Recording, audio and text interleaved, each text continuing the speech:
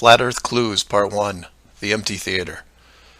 This is part of a series of clues that can help you get your head around both the design of the flat Earth system we live in and who has been involved in the deception to hide it from you. The clue you have to look at is built upon another conspiracy that has been around for decades, namely the space program. Most of those watching this are aware of the varying theories revolving around NASA. The Apollo program, the Space Shuttle, the International Space Station, and so on. The clue itself isn't based on one of these highly debated topics, but the lack of one, more specifically, motion pictures based on actual events. This, like others in the series, is something you can check out for yourself. Everything you need to reference this is online. To begin, think of all the movies involving space travel that you've seen in your lifetime. You'll start with the obvious: Star Wars, Star Trek, Alien, just to name a few. In fact, if you go through your own personal list, you could probably come up with over 100 different off-world movies without breaking much of a sweat. That part is easy. For the second group, try to come up with space movies that aren't fantasy-based. You'll get a list that has Red Planet, Gravity, Mission to Mars, 2001, things like that. These films will usually take on a not-so-distant future theme, and where we could be down the road. And it's still a pretty good-sized list. These first two groups of films are encouraged by the authority, because they reinforce the globe model through assumption. The entertainment system demands that the globe view and solar system concept is a given. Therefore, the actual worldview must also be true. Or to put it another way, if you're using your suspension of disbelief as you watch a movie like, say, Gravity, then subconsciously you're reinforcing the movie right on top of the real world. The more of these movies you watch and enjoy, the more the lines blur between what you want to believe and what you actually know. Watch enough movies about Mars, and you will be less astonished when NASA announces an actual mission to Mars. Same with the Moon, other solar systems, and so on. Releasing the movie 2001: A Space Odyssey in 1968, right before the actual Moon missions, was no accident. It took the greatest director of all time 5 years to make, and several people who saw the theater screenings claimed that many military groups were listed in the credits, only to be removed years later. But 2001 is just a side note of this clue. For those who really want to dig into Stanley Kubrick's hidden vision, I highly recommend the documentary Room 237. A link to it is below as well.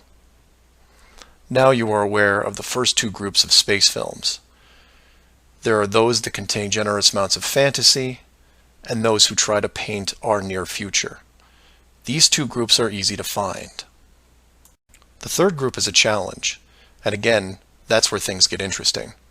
The Moon missions concluded in 1972, and even though it's still considered the greatest achievement by mankind, no fact-based movies were made regarding it until The Right Stuff was released in 1983. Now you might say that it had only been 11 years, and maybe it was tough to get the rights, and so on, but that's not what made the film interesting. The movie ran extremely long for 1983, coming in at 3 hours and 12 minutes. It was an exhaustive look at the astronaut selection process, the competition, and the training facility itself. But when the credits rolled 3 hours later, chronologically, they had only gotten to the low Earth orbit missions.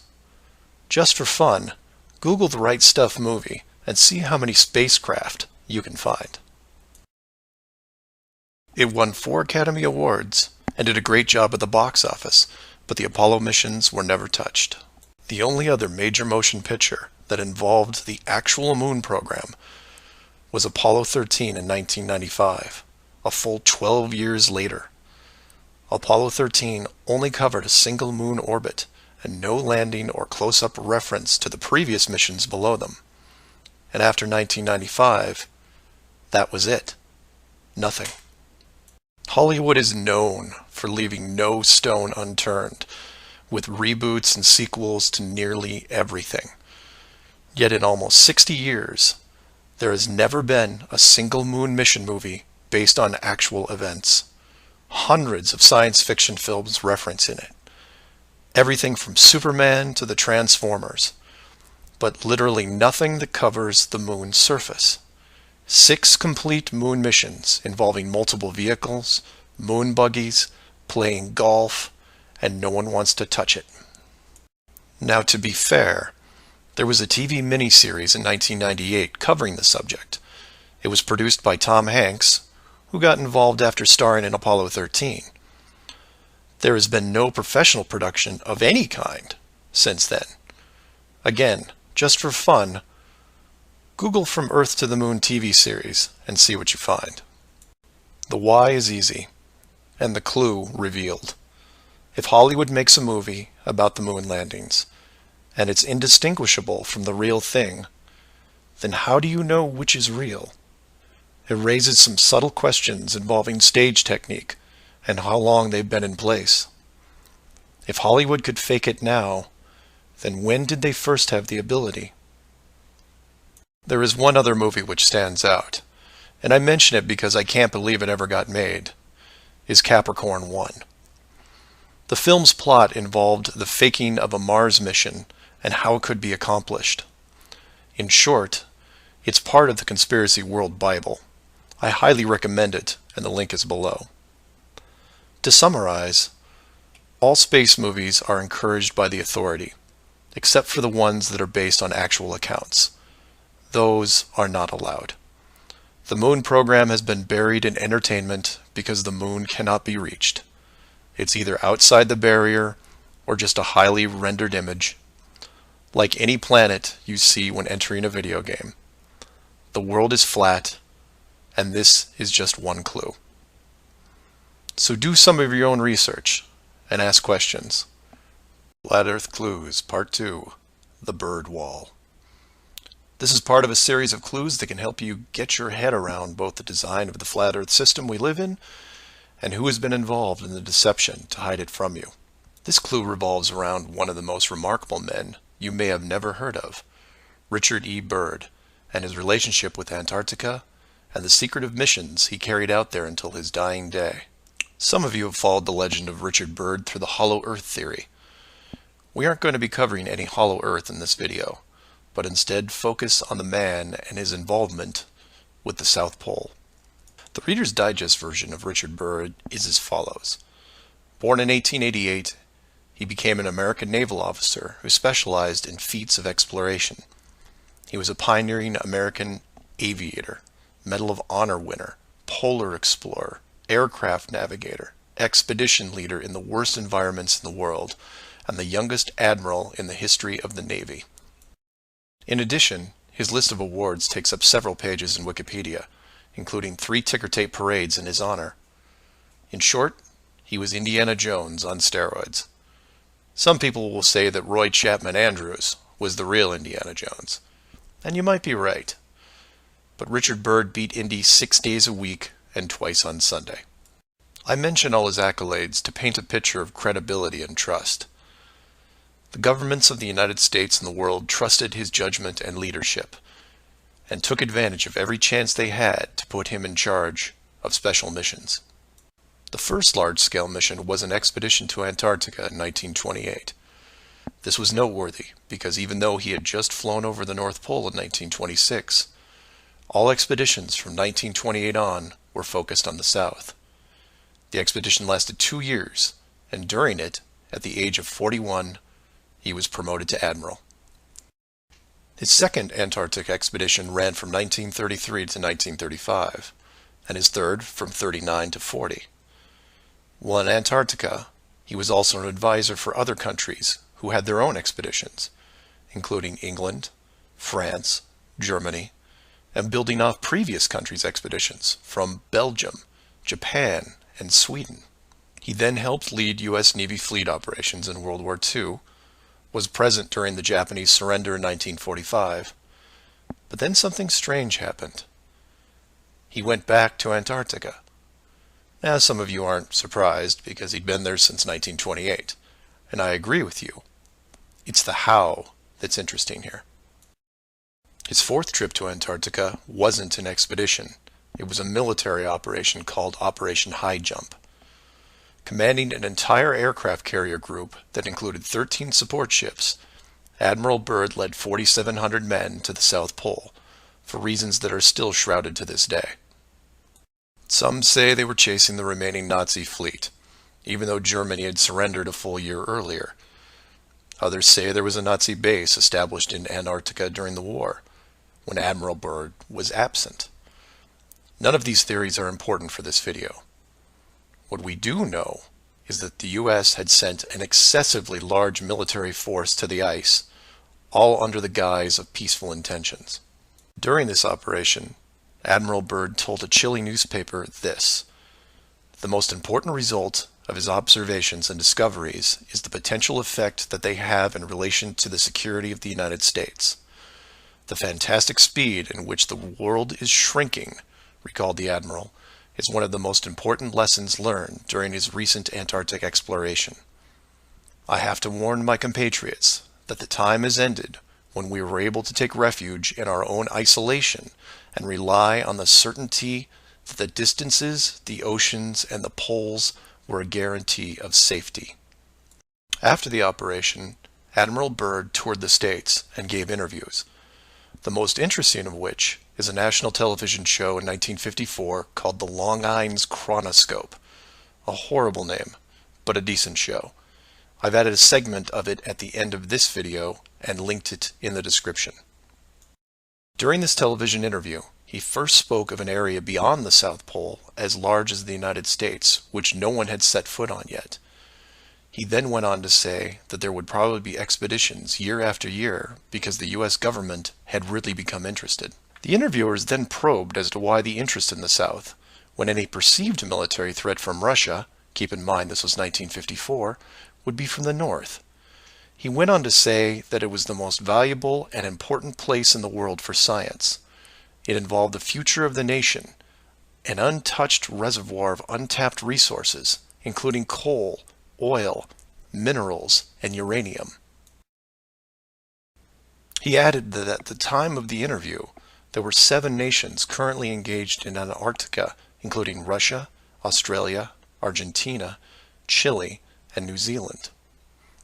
During the interview, the Admiral talked about planning the next military mission to Antarctica.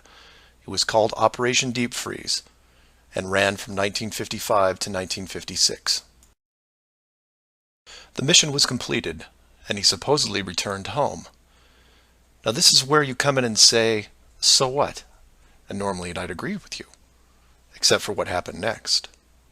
Nothing happened next. The missions just suddenly stopped, and that was it.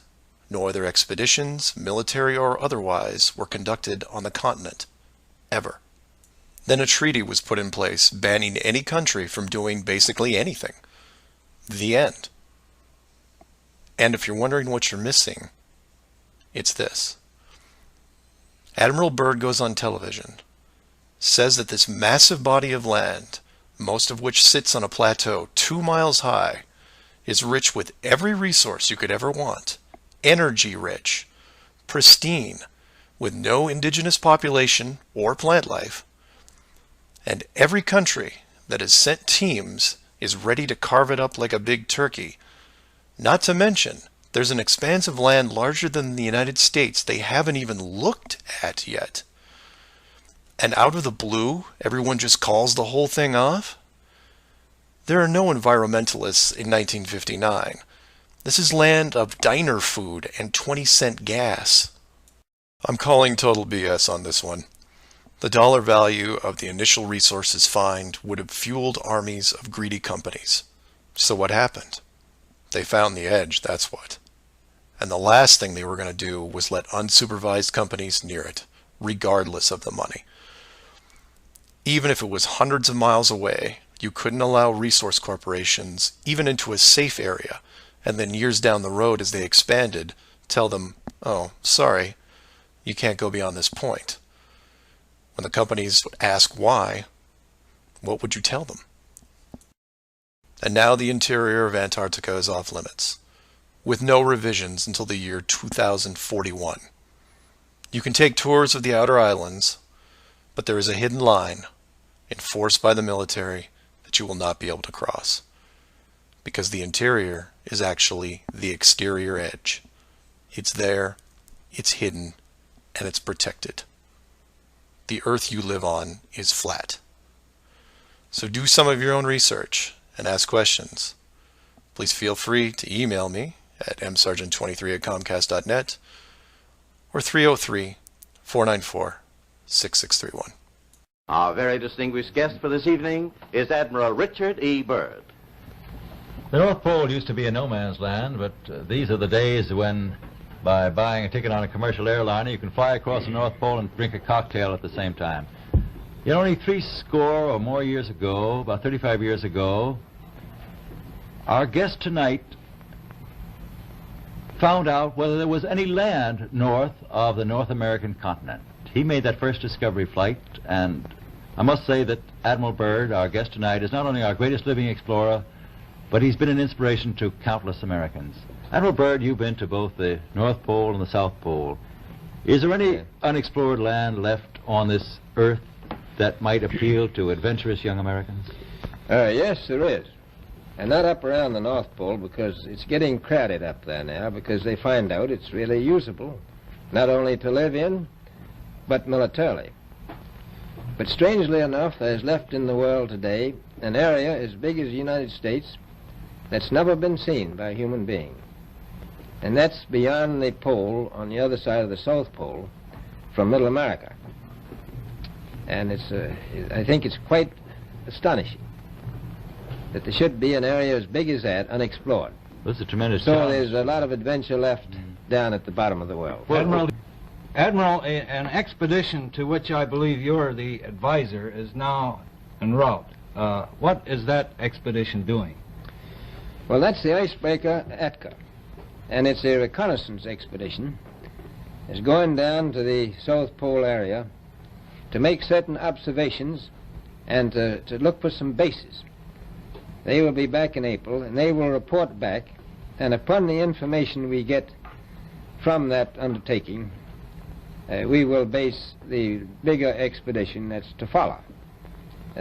Is that very definitely planned, or is that... That is being planned right now. So I'm willing to say to you that there will be a number of expeditions that will follow, I think, year after year, at the bottom of the world, because the government has really become interested. Well, Admiral Byrd, I can understand, I think everybody can, the interest in the North Pole because it's so near our greatest challenger, Soviet Russia. But why this interest in the bottom of the world? Nobody living down there, is there?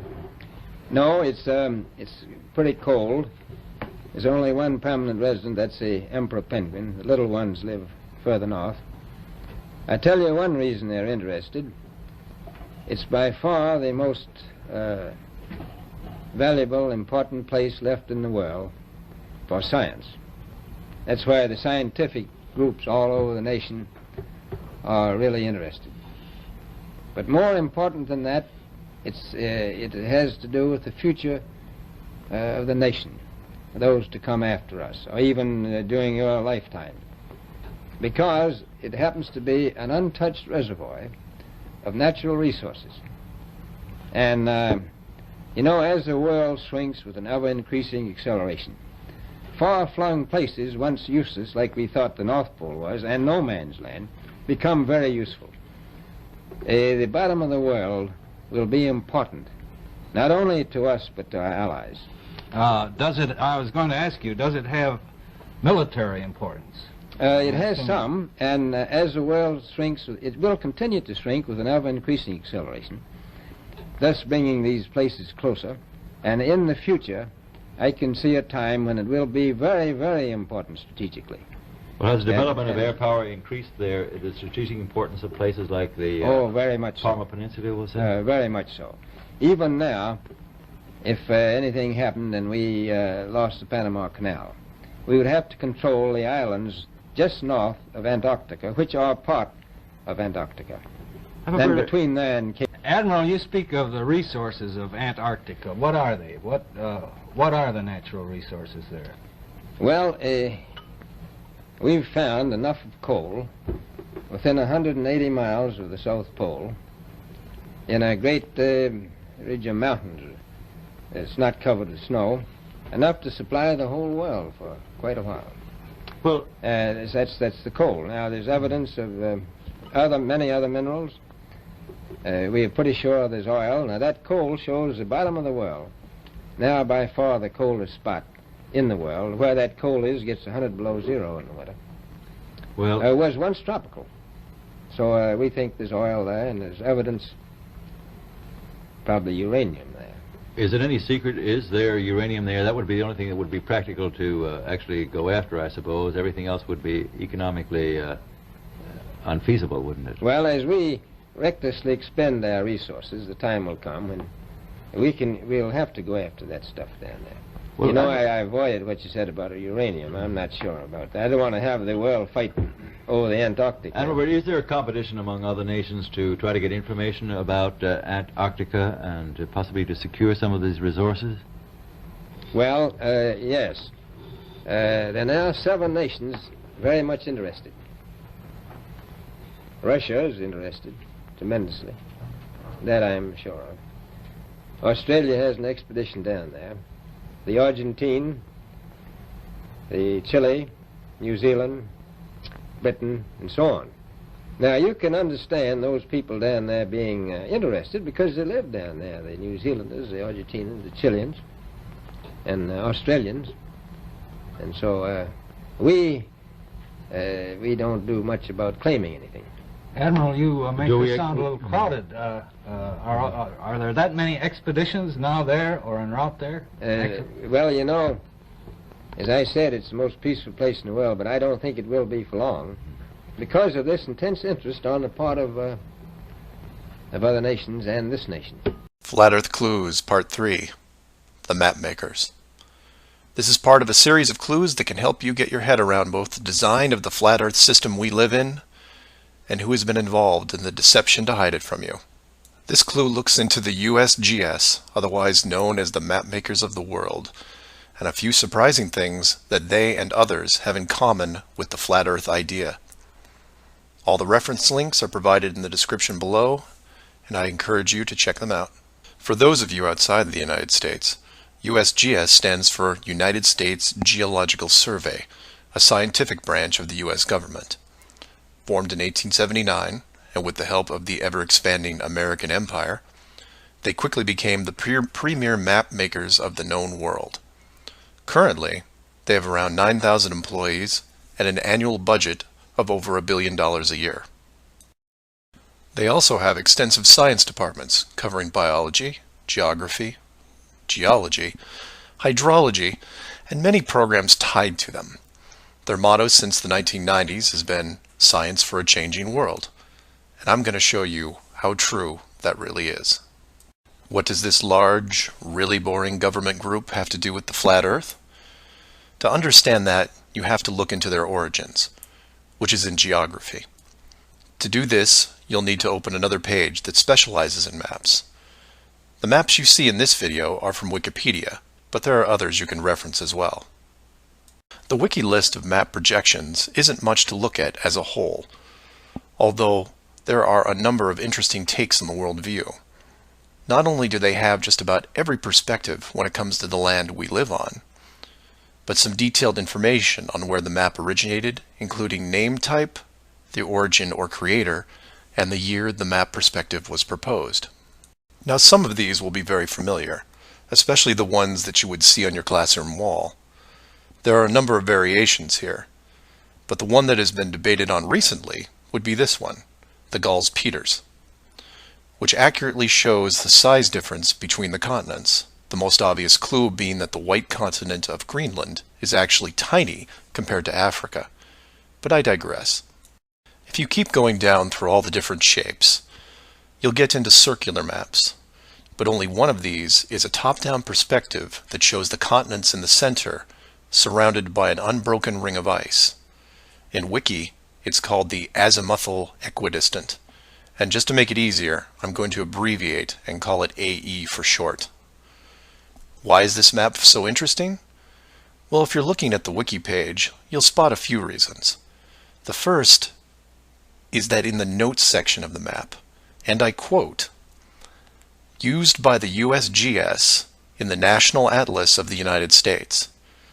It also mentions that it is used as the emblem of the United Nations. Of all the maps on this screen, it is the only one that references a group of any kind. And if you keep this page open and navigate over to the Flat Earth section of Wiki, you'll notice towards the bottom of the page a similar map. I've referenced it here, and you can tell quite easily it's identical, but not referenced or linked as the AE model. To make things even more strange, we go back to the USGS model, and you see that it was first proposed 1,000 years ago, and you may think, well, that's a bad link. So you compare it with the person who proposed it, and you get this guy, Al-Biruni. Who was Al-Biruni? Well, he lived around 1,000 years ago and was considered one of the greatest scholars of his era, schooled in multiple sciences. Have you ever heard of him? I hadn't. Maybe it's multiple bad references in Wiki. Well, no, because NASA knows who he is and named this moon crater after him. So why is the USGS using a version of the world map designed by a 1,000-year-old Persian scientist? Because it's correct. That's why. So to be clear, let's compare them again. The United Nations flag, the USGS official map of the Earth, and the Flat Earth model. All identical, but one isn't recognized and instead ridiculed as an outdated look at the world. And this is one of those political quandaries that the authority gets stuck in. The short version is this. The government is on the same page as the Flat Earth, but they can't admit it, even in confidence. We know the Earth isn't flat, they say, but it really is. We know you use the same map as we do, but ours is just an image. And anyone who says differently is obviously crazy. It makes you wonder how long the USGS has been using that model as an official reference. The United Nations started using it for their logos in 1945, and then made some final adjustments in 1947. And the UN flag also raises a few questions, like, why isn't Antarctica represented on the map? Is it supposed to be assumed in the outer circle, or perhaps the spiky olive branches on the outside? They don't mention it anywhere online. And this is what I like to focus on. The gaps, the holes in the plot, the unanswered questions. The USGS using the same map as the Flat Earth, but not saying why, not recognizing it, or that you can't link the very same image from the Flat Earth Wiki back to the actual AE definition of the projection. The authority figured out in the 1950s all of the borders of our enclosed world, and have done a great job hiding it over the decades. But the world's a complex place, and there are clues out there just lying around. I think it's time you saw some of them. So do some of your own research and ask questions. Flat Earth Clues, Part 4, Shell Beach. This is part of a series of clues that can help you get your head around both the design of the Flat Earth system we live in and who has been involved in the deception to hide it from you. This clue covers the near-perfect design of the Flat Earth model and will break down some of the logic behind the decisions made. It sounds like a big task, and it is, but to start, let's look at something small, like this little guy. Take an ordinary mouse and put it into a glass cage. It doesn't have to be a mouse. It could be a snake, a lizard, an insect. It makes little difference for this exercise. People identify with mice because they're used to seeing them in lab experiments. Mice also don't have any sinister connotations. They're seen as relatively innocent and benign, the perfect test subject, as it were. I have yet to meet anyone who has a bias against a lab mouse. So the mouse goes into the box for the first time, and the reaction is always the same. It explores its surroundings, and more importantly, tests the barrier around it, probing for exits or potential exits. The mouse inspects every inch of its new glass home, and at some point settles into the acceptance that the walls are indeed solid and then it may be there for a while. Every so often, it will repeat the process, again checking the boundaries of the cage, just in case something has changed. What it doesn't do is act like it would in the wild, because it realizes that it's in a form of captivity. The glass box doesn't even remotely resemble its natural environment. You could put this box in the middle of a forest and the mouse may feel slightly better about its situation, but it still knows that it's been trapped against its will, and will settle into a non-native lifestyle. You could take all the other small animals that could be substituted for a mouse, the snake, the lizard, the insect. It makes no difference. The result will invariably be the same. Repeated probing for escape routes, then acceptance. Take the same animal and now put it into the middle of a 100-mile square wildlife preserve, surrounded on all sides by a similar type of glass enclosure. The creature doesn't even bother to rush the size of the preserve and start testing the boundaries, mostly because it's out of visual range. It could be days or even weeks before it even encounters a single fence. The animal's routine is spent doing what it normally would do. It eats, it sleeps, it breeds. It does everything that it would naturally do in the wild.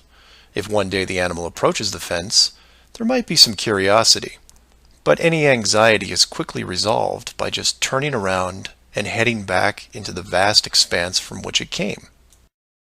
The fence does not pose a potential problem for the animals in the preserve because it is so small compared to the expanse they live in, and dwelling on it doesn't hold any interest. We're assuming here that the fence is high enough to discourage flying creatures as well, deep enough to stop burrowing classes, and if you want, reaches the floor of any nearby bodies of water, stopping any clever aquatic types. The point here is that all creatures great and small inside a giant wildlife preserve, when encountering the fence, wouldn't care. They would all, in their own way, just shrug and move on with their lives. However, if you take a human, male or female, regardless of education or nurturing, and put them in the exact same wildlife sanctuary, the response would be quite different. When the human approaches the glass fence, they don't see it as a minor distraction.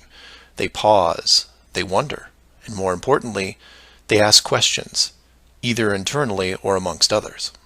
Why is the fence here? How far does it reach? Can I dig underneath, or climb over, or go around it? These questions continue in a way you might imagine, but eventually a bigger question jumps to the top of the list. Who built the fence? It is that which changes not only the type of questions being asked, but how the human being, or beings, look at their world. The giant wildlife preserve suddenly gets smaller. Each new fence border discovered starts to artificially constrict their expanse, even though the dimensions haven't changed. Before long, the preserve, their home, loses some of its relevance. The fence is a reminder of the unknown. It provokes fear and endless speculation within the human. Given enough time, the importance of the preserve continues to be reduced, especially in relation to the fence. And the reason why it's so engrossing for the human is simple. It's there. It's real. They can see it, and maybe even touch it. Adding more humans to the equation increases the disparity of the situation by orders of magnitude. Have you seen the fence? Do you know how long it's been here? Have you ever known anyone that's been outside it? It's older than us. Who is responsible for the fence? What can we do to appease the group that created it? You can see what this might lead to. A long-lasting group hysteria would entrench itself within the population, grab hold and never let go. The fence is bigger, older, and wiser than they are. It humbles them, it angers them, and it is forever. It is their proof of a higher power. Maybe not God, but certainly God-like.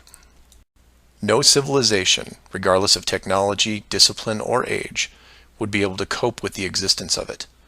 For the human psyche, there are just too many questions that go unanswered. Life would never be able to progress normally.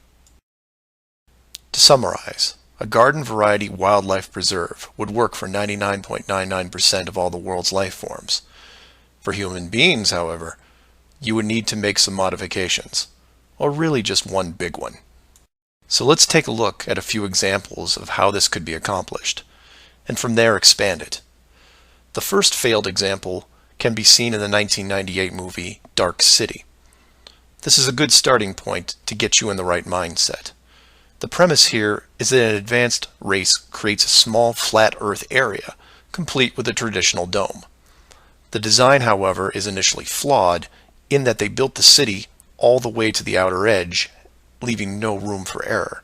To compensate for this, they altered the memories of the human population on a regular basis, therefore repressing any long-term investigations. However, in movies, there are always anomalies, like the police officer who realizes that even though he remembers visiting a place called Shell Beach, there is no way to reach it, because Shell Beach is outside of the flat world and never existed.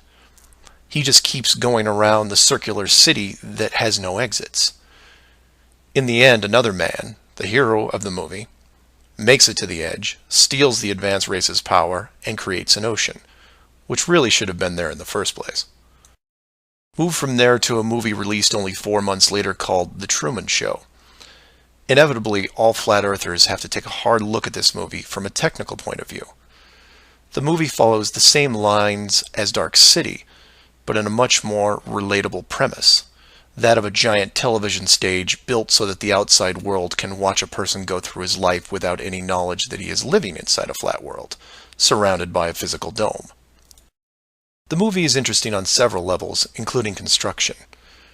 Using their existing model of a small town, bordered on one side by a large lagoon and wilderness, and the other a seemingly expansive ocean, while better than Dark City, still had its flaws. For one, it was less than 20 miles across, and even though Truman's desire to explore was repressed, there was still a chance that he would venture to the outer edge, which is where the movie ended. But for the most part, it worked. Truman believed the entire scenario because he was born into it, and then lived 30-plus years without any reason to doubt where he was, which could be said for any of us. If it wasn't for the, and we'll say movie mistakes, that the studio fell victim to, then the show would have never ended. And this then raises hypothetical scenarios like, how many kids like Truman could you have raised inside that dome? 10? 50? Now, logistically, you can see how it might be problematic in keeping tabs on that many kids, especially as they got older. But with enough sleight of hand, it could be possible. A fictional situation just like that was made into the 2004 movie, The Village. And even though it turned into one of those M. Night Shyamalan plot twist things, the premise was very feasible. A wealthy group of idealists buy a large parcel of land in an existing wildlife preserve, create a small town from the 1800s, and raise children there. They pay off government officials to keep planes far away, and spread a myth that monsters live in the forest. As far as the kids are concerned, they actually are living in a small Pennsylvania town in the 1800s. And being born into it, why wouldn't they? If the story continued, eventually the elders that founded the town would all pass away, leaving the children to pass on the legacy, free from any burden of guilt that their world was not what it appeared to be. And keep in mind, this was done with very little land manipulation and no dome. This then circles back to how many actors the fictional Truman Show really needed to hire. Other than the leads who did product placement, the rest of the town could actually just live their lives like anyone else. Use phone lines to call outside, go to restaurants, watch television at home, and so on. But again, I digress. Assuming the technology was possible, how many people like Truman could you keep in a dome the size of, say, a state that was hundreds of miles across? Probably thousands. If you kept expanding the size of the dome to a few thousand miles, well, then you're talking millions. But when it gets that big, something interesting happens. You don't need the actors anymore. Started up like The Village, and within just a few generations, everyone is oblivious. And you can leave them to their own devices. Starting to sound familiar?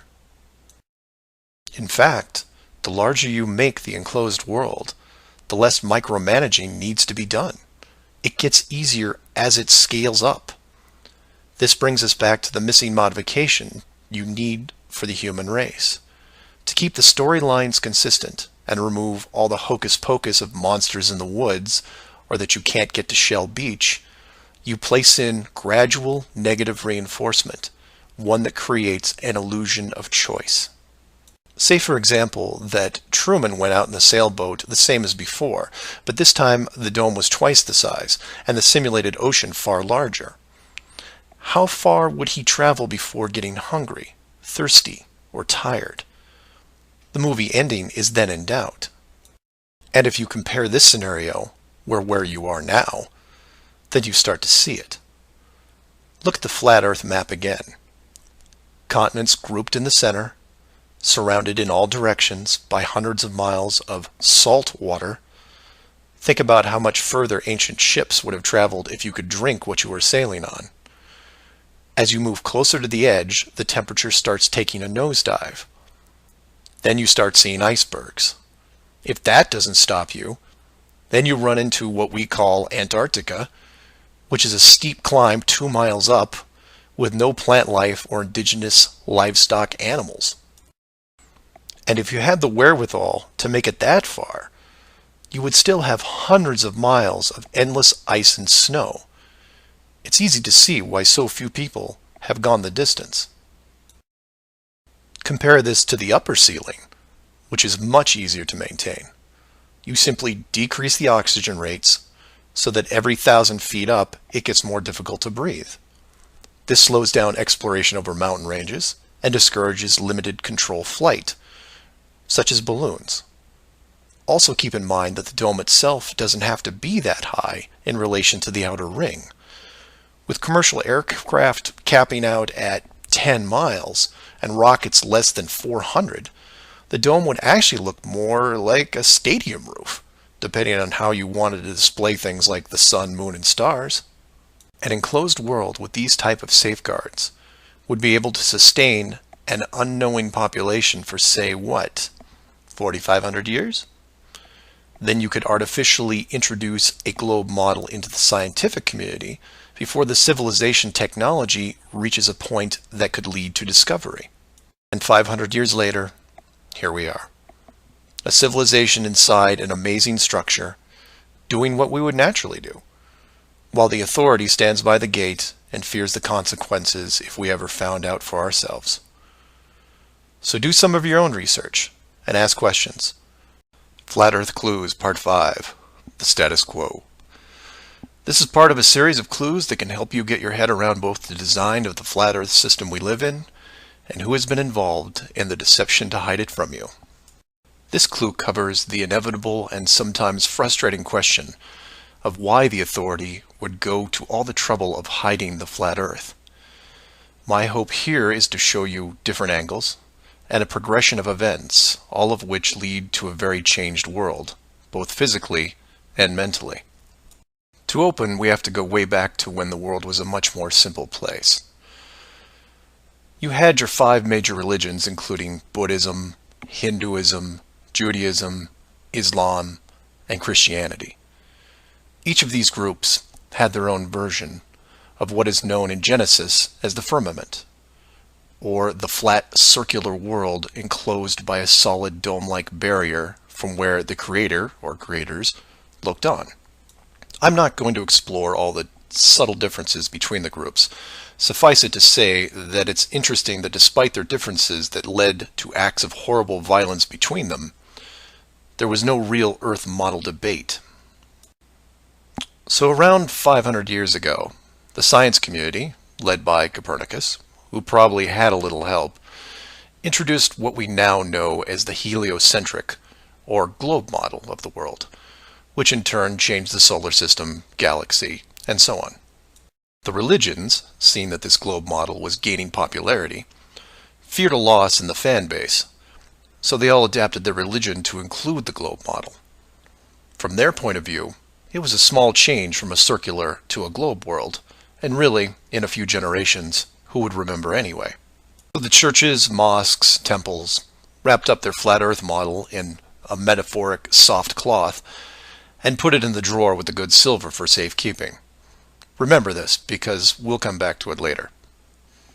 And hundreds of years went by, with science promoting all the aspects of the globe, and the religions promoting their beliefs upon this globe. The world kept spinning, so to speak, and everyone was happy. Then in the early part of the 1900s, you get this pesky explorer named Richard Byrd. He has family money, all the right connections, and secures basically unlimited funding and the government green light to probe every piece of unseen territory there is. It was inevitable, I guess. A young man who has an unquenchable desire to see all that there is to see, and then granting him the tools needed to accomplish this goal. He pulls a Truman and gets lucky, crossing the vast salt ocean, avoiding the icebergs, arriving at the frozen coastline, and he keeps going. He was never going to stop. One day, after crossing hundreds of miles of high-altitude ice and snow, Admiral Byrd sees it, a barrier. And to him, it's just a barrier, not the barrier. He is but a tiny speck in front of it. It stretches out on both sides as far as he can see, and straight up so far that he can't discover the beginning of the arc. The great explorer now has a new challenge, finding the shape of this thing. It's much like a blind man describing the elephant. Until you feel out the whole thing, what do you really know? If you look at the AE, or Flat Earth Overhead Map, you see the problem. To even determine the scope of the outer wall, you have to circle it. It would have taken months, if not years. You could use a series of ships going in opposite directions, or planes, but there are refueling stations that need to be built, and so on. His task was challenging to say the least. Admiral Byrd kept laying the groundwork of the great discovery until his eventual death in 1957.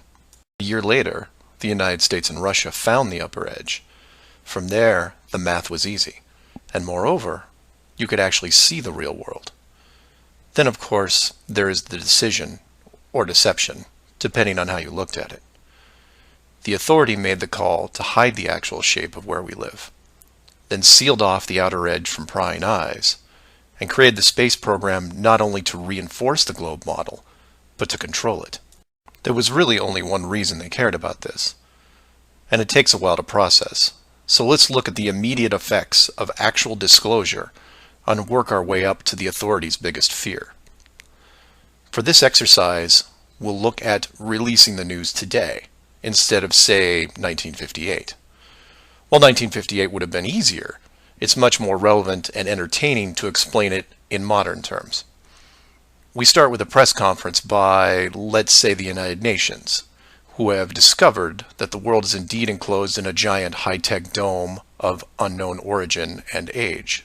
The public reacts with wonder and awe, trying to take in the sheer scope of this announcement. Facebook crashes, Twitter crashes, entire mobile networks crash. It's like hitting a beehive with a sledgehammer. News organizations around the world send teams to the outer edge to confirm the finding, and the general public is glued to their media devices. That's the good news, the excitement, the revelation, the positive shock.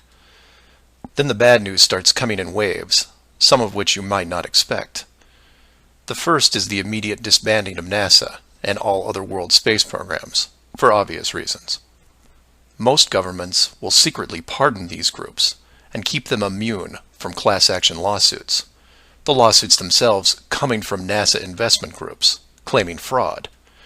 Regardless, everyone at NASA, despite their good intentions, is out of a job overnight. And this is where you would say, good, they deserve it. About time they stopped lying to everyone. Oh, but it doesn't stop there, because every contractor and subcontractor that are exclusively tied to NASA, they have to shut down as well. Fine, a few thousand jobs lost, no big deal. And the ripples continue to spread, some bigger than others. Observatories all over the world closed their doors, and the reasoning is this. If you've been looking at the ceiling for decades and couldn't tell it was a ceiling, then what good are you? Every university in the world that has an astronomy or astrophysics program, well, they don't anymore. Stephen Hawking, his book writing days are over. Carl Sagan, no more nova in syndication, I guarantee it. those professors are going to have to retool their skills and be prepared to answer one giant question. How did you not see it? Weren't there clues? People start finger pointing, and it will continue for years. And still my fellow flat earthers will say, well, hell, that doesn't sound too bad. So some nerds around the world lose their jobs. So what? You don't get off that easy, is what? The finger pointing at the now defunct NASA will then turn to finger pointing at the government, who directed the whole thing. This is where we run into some dangerous ground, involving things like the Ark of the Covenant, the Holy Grail, and the Ring of Power. And you say, you lost me. I was with you until you started bringing up religious artifacts from movies. And you're supposed to be lost. Of the 5 major religions we mentioned earlier, those being Buddhism, Hinduism, Judaism, Islam, and Christianity, none have been able to produce a supernatural object over the last 5,000 years. And trust me, it would be beneficial to do so. The Ark of the Covenant would benefit Judaism, the Holy Grail Christianity, and the Ring of Power, well, that benefits someone else. Maybe I'll leave alone for now. The point is that all religions are actively seeking their leverage against science. You've heard of the division between church and state. Well, here it is. Advantage church. The barrier becomes a giant religious symbol, and since it is backed by the Big Five, it also becomes universal. The Big Five then go into their drawer with the good silver and pull out this belief that was forgotten but not lost, and say, we knew it all along, and science lied to us. Temporarily, all religions unite against science, who has been only moderately weakened by the removal of their astronomy and astrophysics divisions. But the public won't care, because they will listen to the group shouting the loudest, and no one yells louder than the church. They will scream with righteous fury that the dome was built by our God, your God, and the people will turn to science and hear nothing but crickets. And that's where the world changes, because in times of great stress, the public will want words, and while religion has no shortage of them, science simply is incapable of taking leaps of faith. I'll take a glass half full approach and say that anyone listening to this is probably an intelligent, rational person, one who can make informed decisions outside of the conventional doctrine. But for every one of you, there are hundreds, if not thousands, of mouth-breathing troglodytes who will not walk but run to the respective house of religion and say, you were right about this. What else can you teach me? This is what fills the current authority with pause. The unknown response to that question. Will religion take the high road and work with what remains of science to discover the truth? It's possible, I suppose. It's also possible that religion will combine this technologically advanced society with a revitalized and aggressive doctrine that then transforms daily life into something that makes the book 1984 seem like a Saturday morning cartoon show. I'm hoping that mankind will prove me wrong, but so far, that isn't the case. So do some of your own research and ask questions. Flat Earth Clues Part 6, Depth Perception. This is part of a series of clues that can help you get your head around both the design of the flat Earth system we live in and who has been involved in the deception to hide it from you. This clue looks into the inevitable design question below the surface, or more specifically, how thick the flat Earth design would need to be. To start, let's quickly recap the design features so far. A basic dome structure made up of advanced high-density material, thousands of miles wide, and at least 100 miles in height. The ceiling of said structure being projected upon by an ultra-high-definition system using super LED technology and a combination of 2D and 3D imaging to simulate all celestial bodies, including sun, moon, stars, and so on. This ceiling is then protected by a scaling decrease in temperature and oxygen levels to the point where human life isn't naturally sustainable above 4 miles. The lower surface of the dome structure consists of an organic layout of continents, grouped at the center, ensuring that no land bridge exists to the outer ring. This is then surrounded by hundreds of miles of salt water in order to limit sea travel. The salt oceans are then adjusted with a scaling decrease in temperature as the outer area is approached, to the point where salt water freezes, forming icebergs, further reducing sea travel. The outer ring is then elevated to a height of 10,000 feet, reducing oxygen levels, and a buffer zone of 300 miles is created. This zone is devoid of all life forms that could be used as food, further discouraging land travel. That all sounds pretty good, but we left out one thing: depth.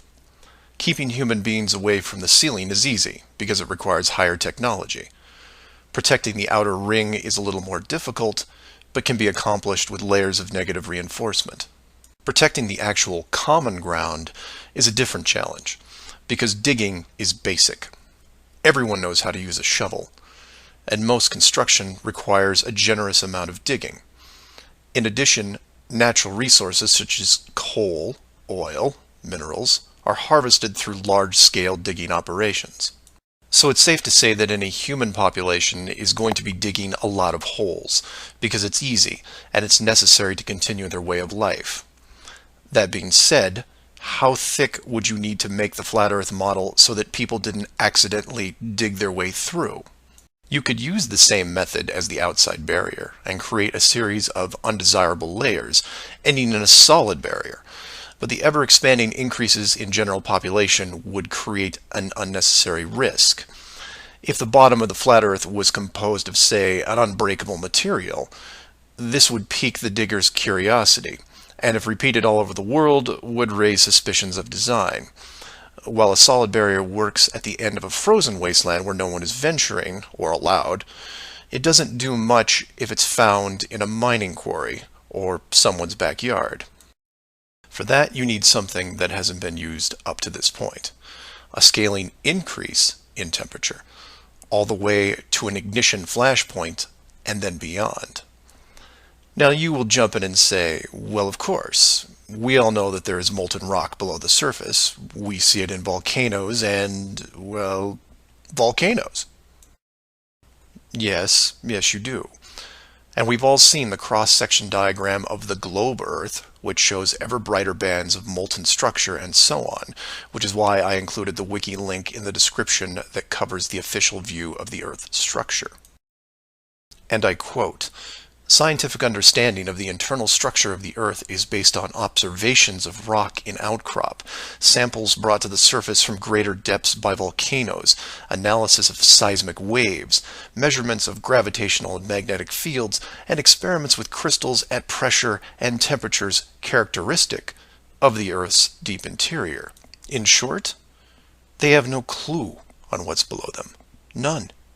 In fact, the deepest holes ever drilled, which I've also linked in the description, only go down 8 miles. To repeat, no one has gone below 8 miles anywhere. And every drilling survey is the same: a scaling increase in temperature to the point where drill bits stop working. And you come back and say, but volcanoes. Yes, there are volcanoes, holes in the earth where molten rock is produced, under pressure, I might add. Certainly that can't be artificially created. No? We can melt rock right now. It's called a smelting plant. What do you think your car is made out of? Melted, reformed, and polished rock. We have the technology to do this. It all comes down to scale. Create a large set of furnaces at, say, 50 miles below the surface that can melt and pump molten rock. And you say, what would the furnaces be made out of? Oh, I don't know. How about the same dome material that can withstand nuclear weapons? So you take the molten rock, locate a few random access points on the surface, and the rest comes naturally. Volcanoes also reinforce the Earth structure model that the molten rock goes all the way to the core, which then in turn reinforces the globe model, and then we're back to where we are now. A smoldering globe flying through space at high speeds that from a design standpoint makes no sense. So how thick would the flat Earth model floor need to be? Oh, for common use, say less than 100 miles, similar to the ceiling in scale. Large heat generators placed in a pattern, a thin layer of molten rock 10 to 20 miles down, which is really just a geologic pipe system to help with the generation of terrain. And there you have it, an efficient way of discouraging all those digging humans from reaching too far, combining a physical barrier with a mental one. 8 miles down and you're going to tell me what the entire core looks like? Give me a break.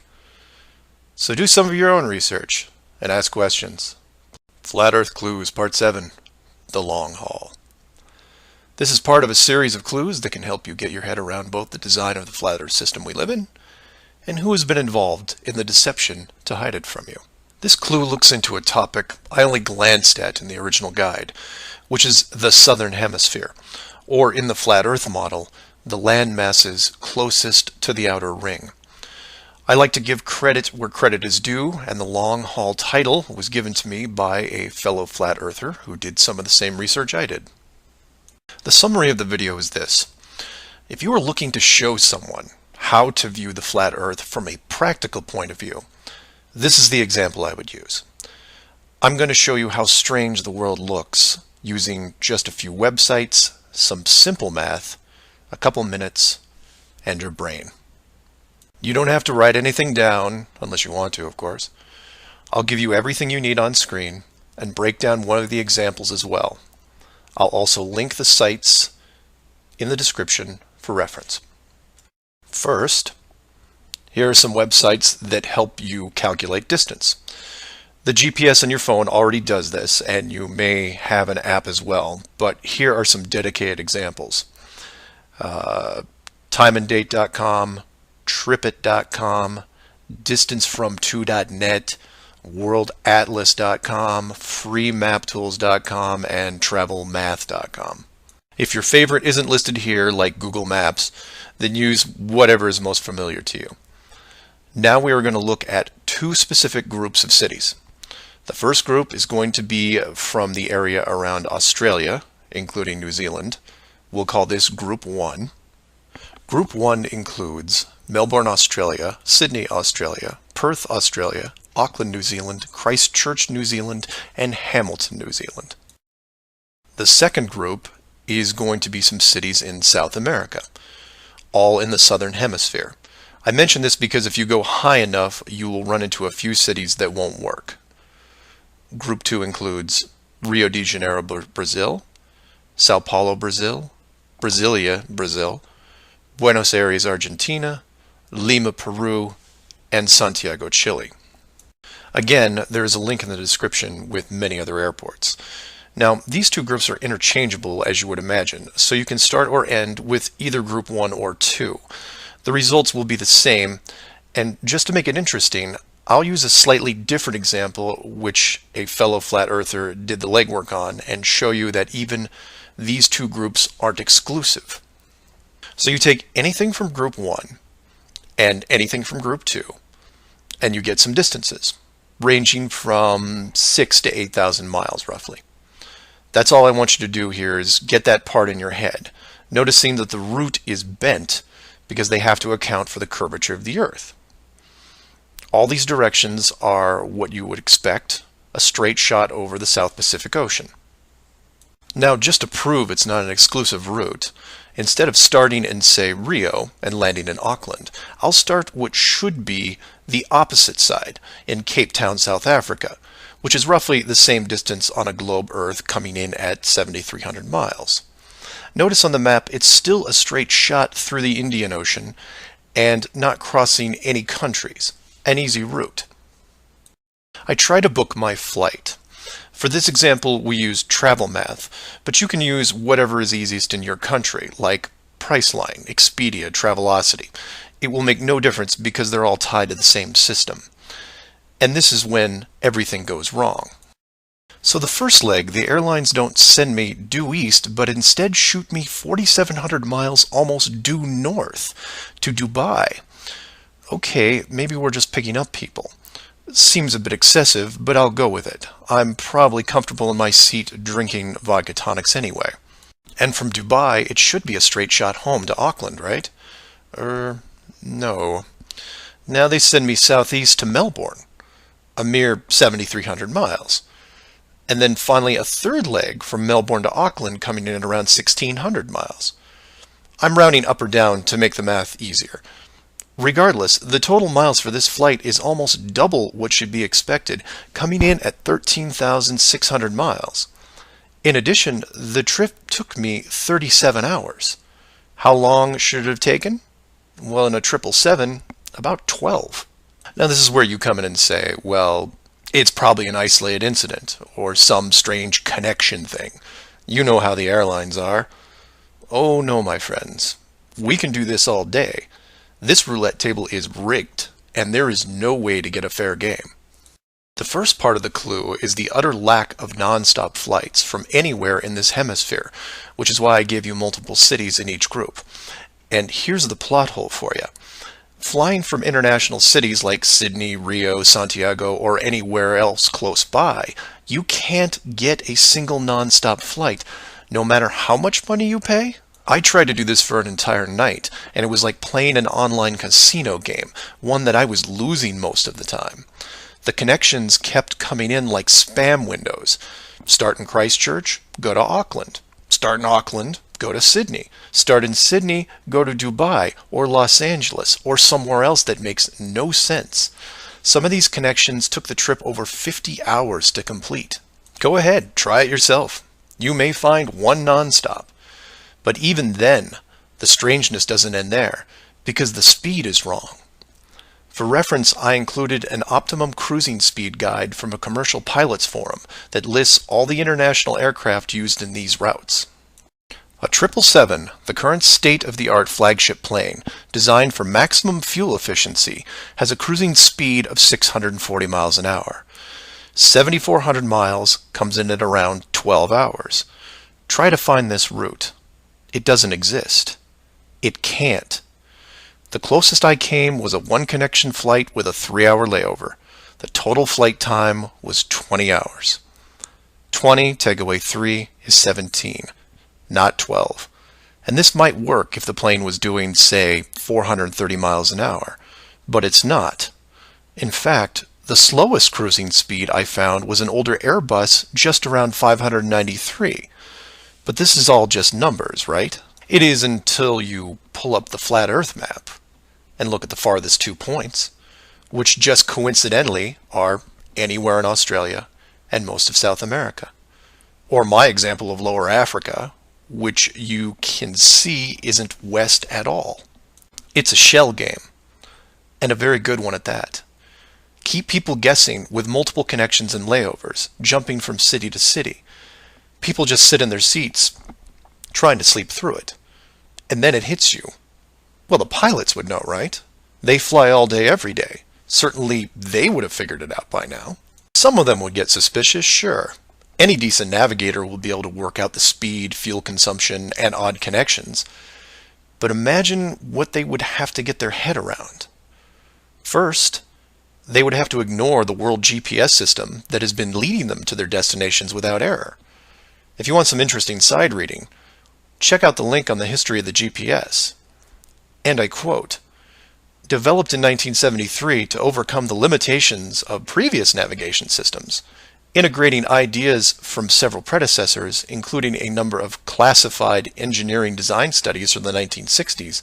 Oh, and by the way, was created by the Department of Defense, the same people that closed off Antarctica. GPS went fully live in 1995. So if you were a pilot before then, you might have been able to pick up a breadcrumb trail. After that, very difficult. Plus, let's say you did figure out that something was off. Who exactly would you tell? The FAA? You would be looking around and wondering why you were the only one to see it. And then what? You make the leap of faith and see that the entire map system is wrong? Never gonna happen. You might as well just tell them that an alien spacecraft followed your plane around for 2 hours. We know what happens then. Start playing Flight Time Casino for yourself. See what interesting things you can discover. And while you're at it, show it to any pilots that you know. But don't forget to leave the words flat Earth out. Because that's crazy, right? So do some of your own research and ask questions. Flat Earth Clues, Part 8, The Creative Force. This Flat Earth perspective takes a look at the design from the ever-present why standpoint.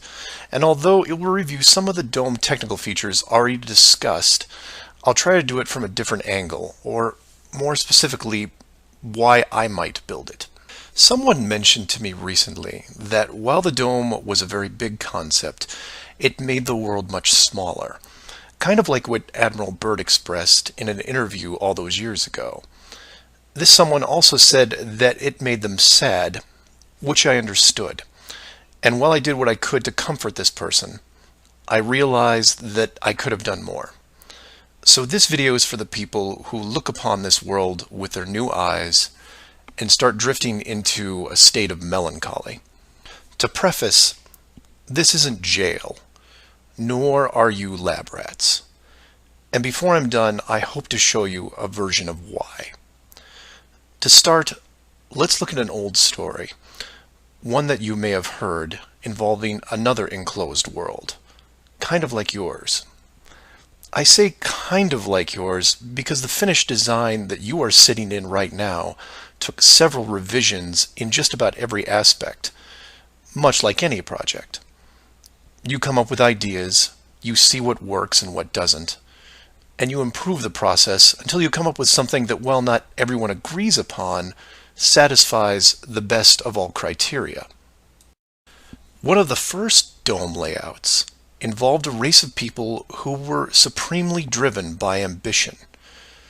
They didn't have a word for lazy or fear. They absorbed knowledge very quickly, incorporating physics, advanced electronics, engineering, and drove their technology with energy from the enclosed world itself. And when their technology had reached the point where the dome structure was discovered in its entirety, there was no reaction of wonder and awe. They just looked up and squinted at the sky. Eventually, those squints turned into glares. Oh, they had religion, to be sure, and it was tied to their daily lives, but to them, this wasn't religion. It was a challenge. Almost like they weren't that impressed. Hard to fathom, right? Seeing that your world had borders, but instead of being afraid, shaking your fist at the sky with arrogance. But that's what they did. So much confidence and might that when they found out where they really were, a new priority was created. At first, they dedicated broadcast channels to calling the dome builders out, demanding answers, and ran them day and night. At the end of each cycle, the words kept repeating, "We know." But arrogance ebbs at patience, and their demands were met with silence, which was taken as blatant dismissal. This fueled their ambition even more. The people withdrew all their efforts from breaching the outer barrier and formed a new plan.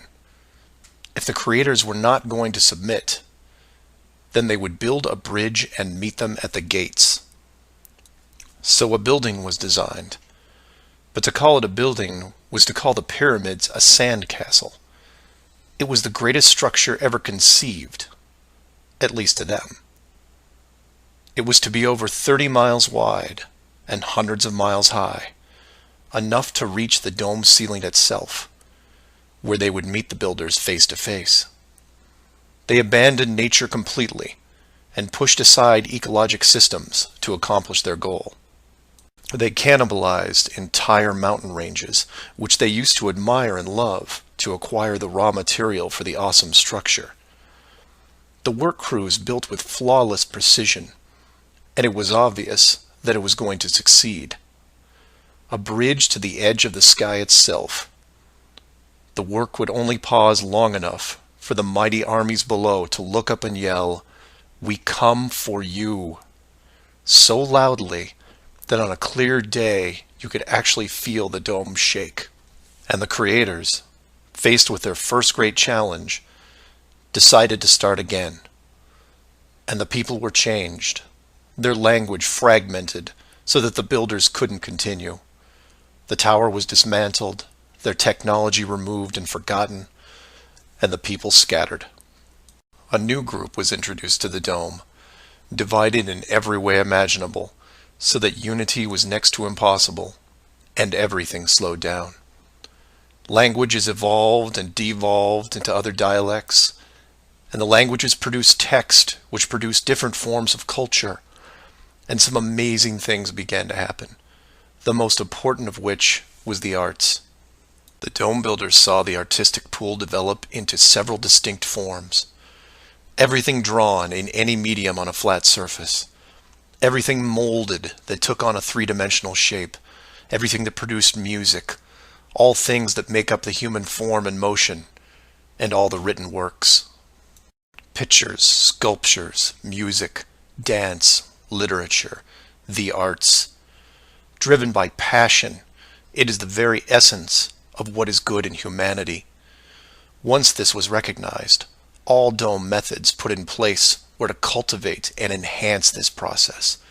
Land masses were adjusted with geology and temperature to support every kind of terrain, with mountains, rivers, oceans, plains, forests, jungles, deserts, all of it stunning, all of it stimulating the human mind, nourishing it.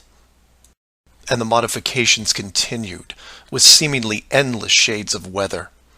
The sky was overhauled, a moon added, and layers upon layers upon layers of stars, so that one day, when the people were able to see further than their own eyes, there would still be something new to see. And the arts flourished, but there was a cost. The languages and division of cultures had put the population at odds, and wars were raging at regular intervals. The dome builders debated if the price was too high. Plans were drawn up to make more changes, until they noticed that the arts thrived even through the worst of conflicts, producing grace and beauty despite their burning world. It was wonderful and terrible at the same time, and the debate outside the barrier continued to intensify until a majority spoke out and said, "This world is a creative force, and we must see what it leads to. The barrier must be hidden at all costs." So the globe model was put into the population, and both science and religion adapted to it. The arts grabbed onto it like a new drug, the creative minds of the world exploding with new concepts. Their universe was now infinite, and the rules changed. Science then led to science fiction, which opened up everything else.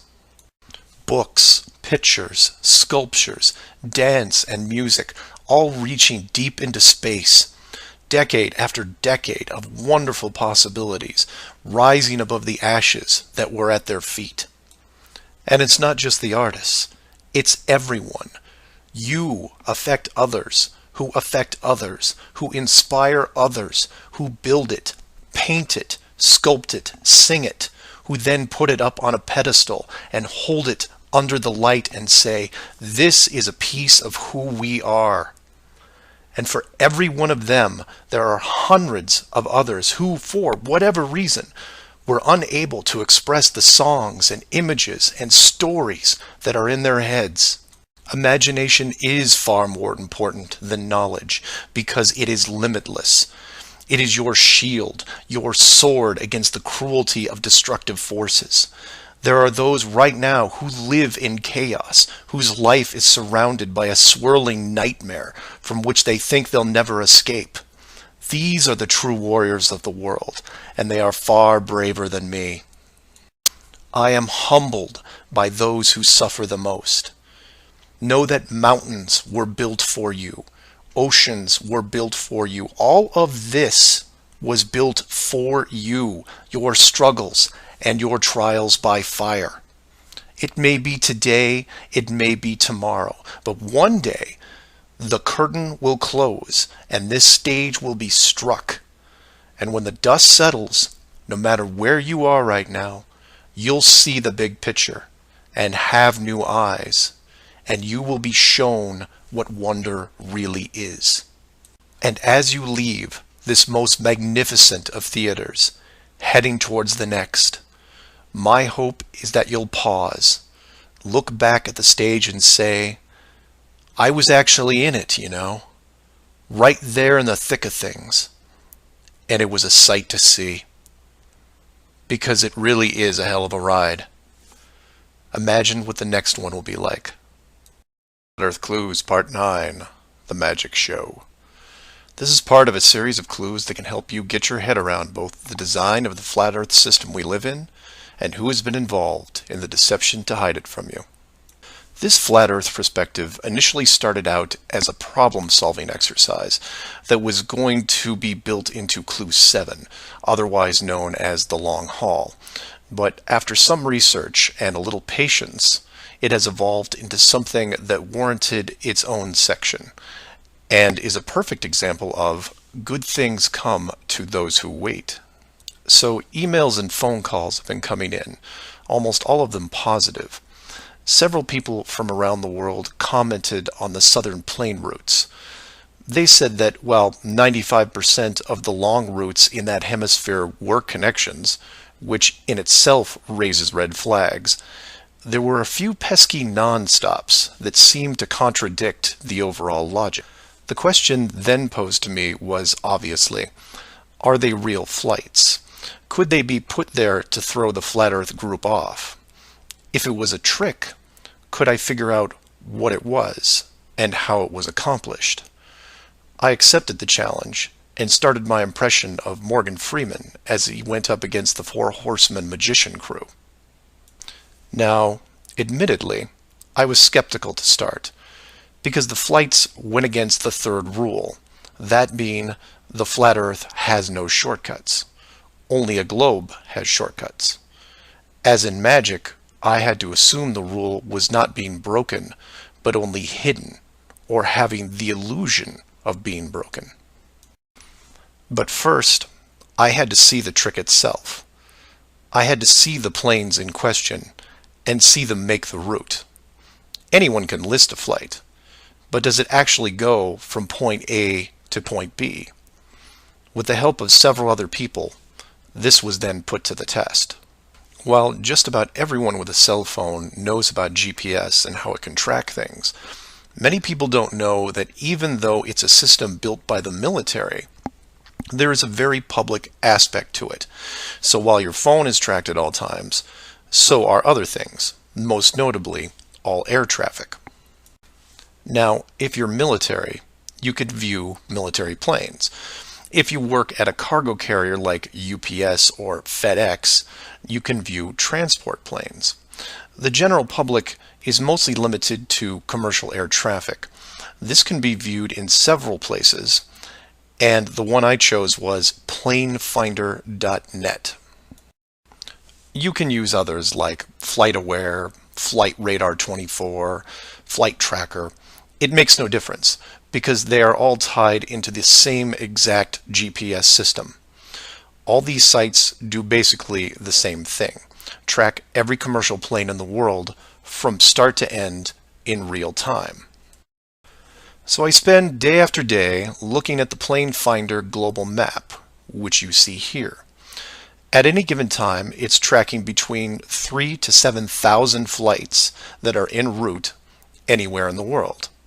You'll notice two different colors for planes, red and yellow. Yellow just means there's a 5-minute delay in processing and only applies to the United States. The point here is, in order to prove out these flights that go against flat Earth theory, I need to watch a few as they cross either the South Pacific or Indian Oceans. The web page updates automatically, but just to be sure, I close and reopen the page every 30 minutes or so and wait for an ocean plane. And I wait, and I wait, and I wait some more. Hours pass, days pass, and no red planes to entertain me. And somewhere in this process of me just staring at these empty oceans, waiting for a plane to cross, something occurs to me. Can you guess what it is? Nothing is crossing these oceans. Not non-stops, connections, multiple connections, nothing.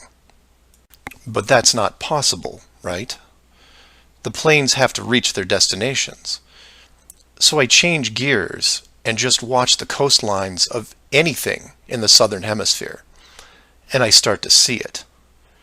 I follow a simple plane out of Brazil on its way to South Africa, which, by the way, is not part of the long-haul argument. It's offshore just a few hundred miles. I get something to drink, and when I come back, it's gone. Just a glitch, right? So I follow another, and another, and the same thing happens again and again. Once the plane reaches an imaginary line in the water, GPS makes it disappear. Then a friend who is also working on this problem sends me some links, which I've included in the description. I encourage you to take a look at them.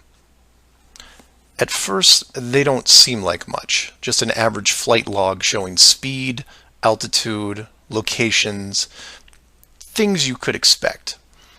Then you scroll down to about 3:30 in the morning, and the location drops away and is replaced by either the word approximate or the word estimated. This then continues for the next 5 hours until, miraculously, 1 hour before landing, the flight log reestablishes itself, and the GPS system shows the plane in real time about to reach its destination. So to be clear to those who may not be seeing everything here, the flights are being dropped off GPS, and their flight data is also turned off and stays off until they are almost on top of their arrival point. And you say, well, that's how GPS works. Well, no, because the northern hemisphere has planes flying all over their oceans. And then you say that maybe it's a localized southern hemisphere thing. And I say, then why are all the flights over or near land perfectly tracked? Furthermore, this is a US-based system, with Americans flying on vacation every single day. You're telling me that those people aren't going to be tracked? In addition, the Vanishing Plane Act is happening to not only the South Pacific and Indian Oceans, which I would expect, but also the South Atlantic, which isn't part of the flat Earth argument. There are a bunch of flights that cross this relatively small ocean between South America and Africa, and every one of the planes is hidden shortly after takeoff. So then you say, what would be the purpose of hiding those shorter routes in the Atlantic? It's because of something I didn't see right away. If you hide one flight, you have to hide them all. Showing the GPS routes in the Atlantic, but leaving out the Pacific and Indian Oceans would raise different questions.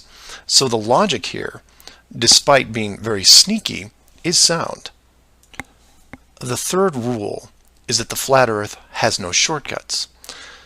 If you look at the azimuthal equidistant map again, and look close, you notice that while the South Pacific, South Atlantic, and Indian Oceans make up the lower sections on a globe, they make up the outer ring on a flat model. In that model, there is no shortcut between Australia and South America. If you are creating flight routes, you have only two choices. You take the long way around, clockwise or counterclockwise, and stay on the ocean. Or you cut across the land in the middle. But if you cut across the land, you have to create connections, because on a globe, it wouldn't make sense to fly over the top of the United States to get to South America. Neither of these choices are ideal. So the authority came up with a compromise. Disable GPS and lose the planes for every ocean flight in the southern hemisphere. Then reactivate them once the destination is reached. This is just one of the lengths that they are willing to use to keep you from seeing it. Don't just hide some things, hide everything, so that maybe the topic isn't addressed. And some would come back and say, well, nice going, You've just pointed out a flaw in their system, and sooner or later, they will fix the gap. Maybe. But not soon, I think. Remember, this is a rule, not a guideline. They can't change the map, so they have to work within its limitations. If they have a better workaround, I can't wait to see it. Flat Earth Clues, Part 10, Hiding God. This is part of a series of clues that can help you get your head around both the design of the flat Earth system we live in and who has been involved in the deception to hide it from you. As you can tell from the title, I'm taking a different approach. Eventually, I was going to have to address the question of what happens next, or what we do now with the information at hand. If you've made it through the guide and the first 9 clues, then at this point you're either buying into the flat model or on the fence. If this is the first one you went to because of the title, I recommend you go back, because we're not going to do much in the way of reviewing. But if you're still with me, then you would agree that 1, the world you've been taught has been kept from you, and 2, one way or another, you would like to prove this out. So how is this possible? The authority in question who created what you call the globe is guarding all the gates. They protect the sky, the outer edge, and most importantly, the education system that shows us at an early age what they want us to see. Nobody listening to this has their own spaceship or advanced rocket program.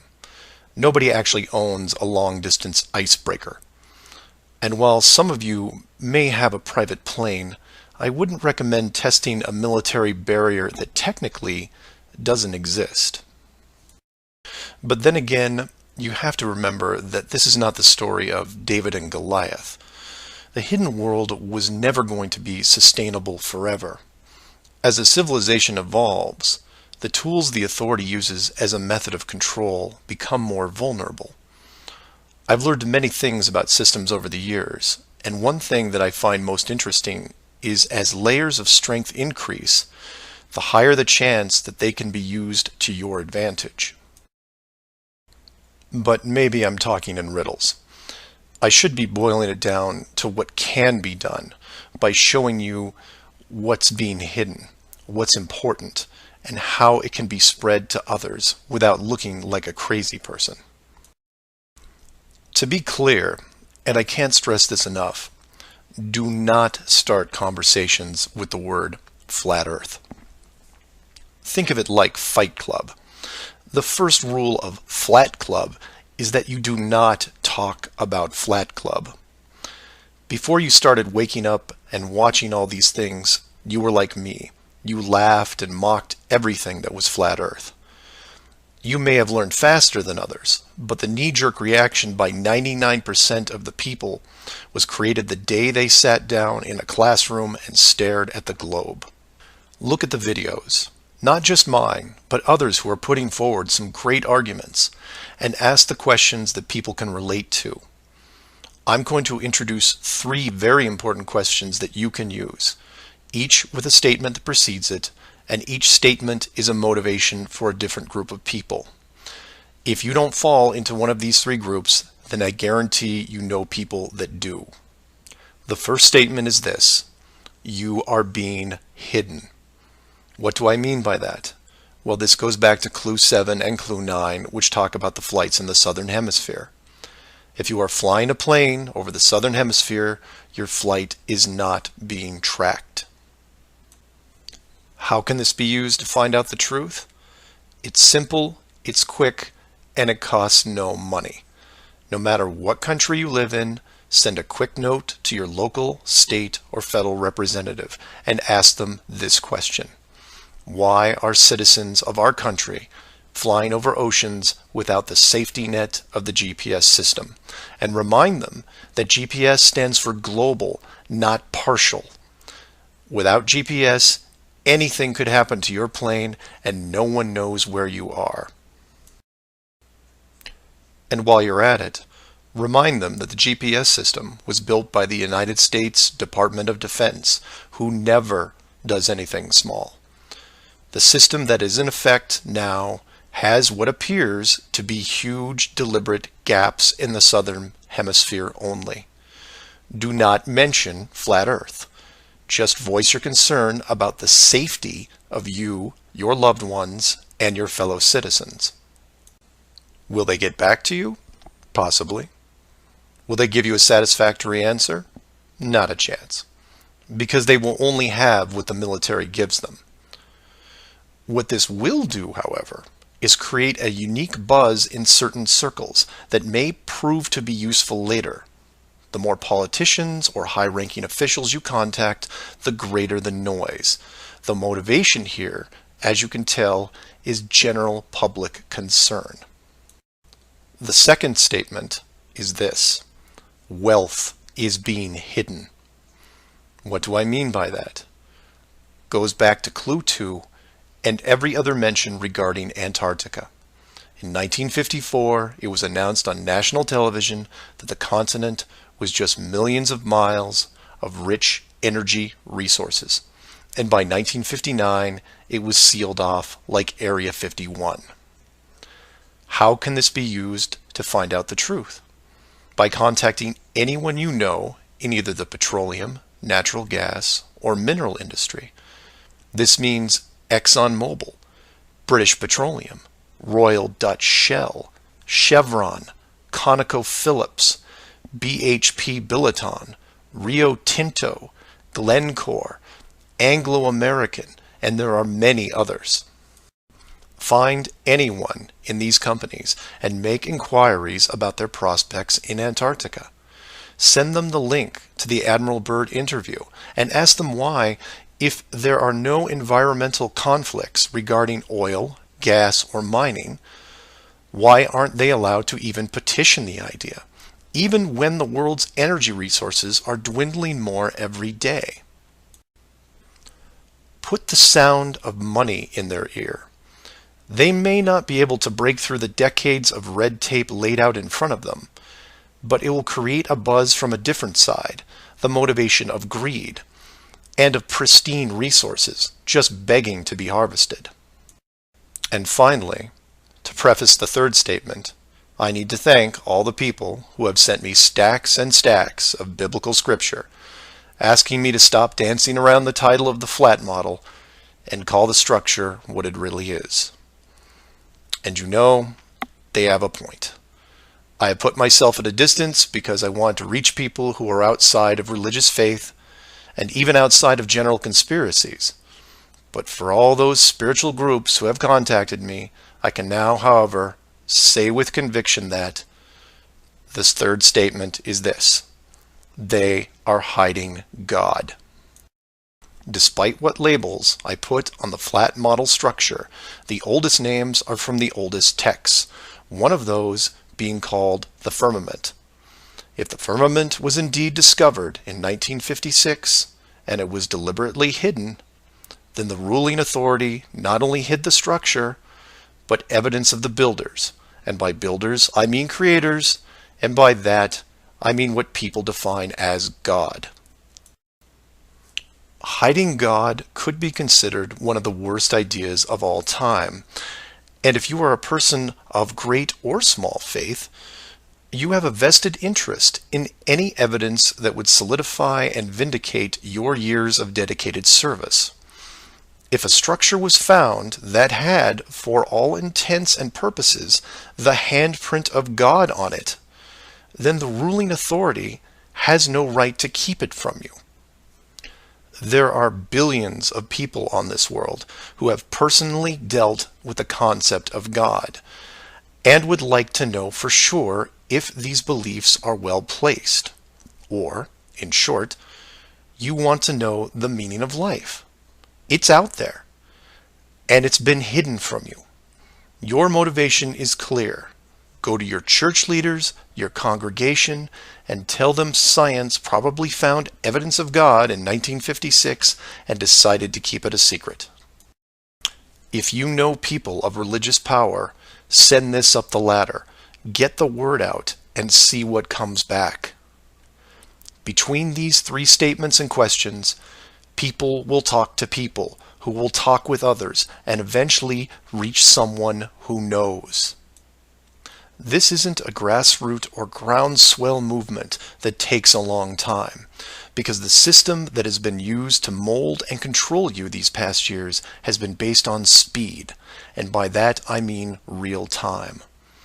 All it takes is a single video, a memorandum, one whistleblower, one key person, and everything changes, not in months or weeks or days, but hours.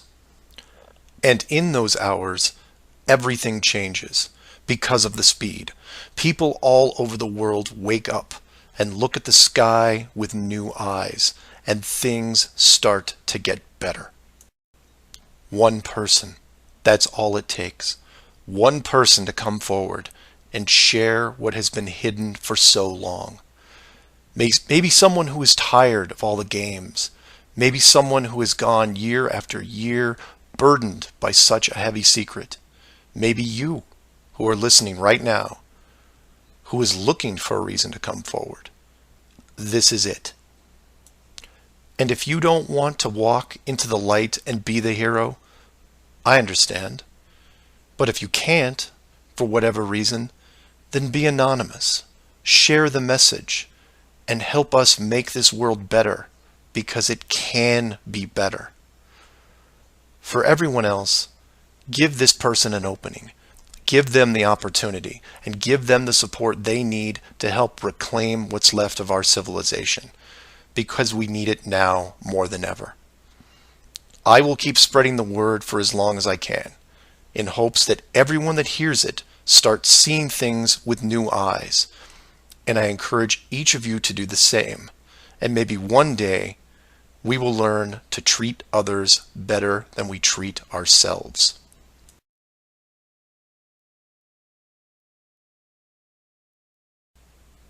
Flat Earth Clues, Part 11, Souls in the System.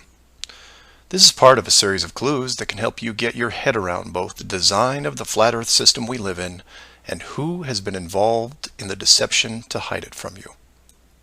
This clue looks into the recent past, or more specifically, an odd but interesting piece of conspiracy lore. What I hope to show here is an example of how an enclosed system, once revealed, can change the world very quickly and in ways you may not have realized. To start, we need to go back a little ways, to a controversial 2004 documentary called Astronauts Gone Wild. For those of you who missed this strange little gem, the summary is this. The producer-director Bart Winfield Sibrel went out to prove that all the moon landings were elaborate hoaxes. To do this, he set up interviews with the Apollo astronauts, giving them the impression that the interview was just routine. He then produced a Bible and asked each of the astronauts to swear on the book before the interview started. The interview was then supposed to be a series of detailed technical questions designed to trip up the astronauts. During the process, there was quite a bit of tension and some very uncomfortable moments, including one actual fist fight. Now, I'm not recommending that anyone actually go out and watch this hour-long documentary. For me, the astronauts have had to live with this guilt a long time, and leaving them alone seems like the humane thing to do. What interested me, and moreover what piqued my interest then, wasn't the unoriginal questions the reporter posed, but how the astronauts reacted to the Bible itself. None of the Apollo pilots would put their hand on it and swear that they went to the moon. In fact, most treated the book like it was made of plutonium. This puzzled me for years because it went against the basic rules of any cover-up, one of which is lie about everything. Now, the pilots of the Apollo program had done many interviews over the years, many televised, and had been going through their song and dance without really any instances of contention. So why not just go through the motions again? It is, after all, just a book, right? People lie under oath all the time. It's called perjury, and every country has an extensive system of laws and punishments to deal with it. These punishments don't seem to stop the people from committing perjury, and you can read about it almost every day. Furthermore, the astronauts were not in court. This was just a room, sometimes their own home. So swearing on the book would, for all intents and purposes, be meaningless. And this sat in the back of my head for years, because it didn't make sense. Why would astronauts, trained by a very large military science program, be afraid of just putting their hand on the book and just tell one more lie? Well, for them, it may have been more than just a book. It may have been a symbol of something much bigger. You see, for you, me, and almost everyone else, a holy book is a symbol of faith, because the creator or creators have yet to be revealed. But if you knew that the creators were real, then the book becomes something much more tangible, more relevant, more sobering. Or more to the point, the Apollo astronauts would have been let in on the enclosed system during their tenure with NASA, and over the decades, this system created certain truths for these men, one of which is, someone could be watching. Now, whether the builders/creators are actually watching every little thing we do can be debated, but if you have proof that they are real, then the thought of your every move being scrutinized is a very real possibility. This is what you and I may suspect, but don't feel. The Apollo pilots, however, are a different story. If they were shown how the world really looked, then their attitude towards the book takes on a whole new meaning.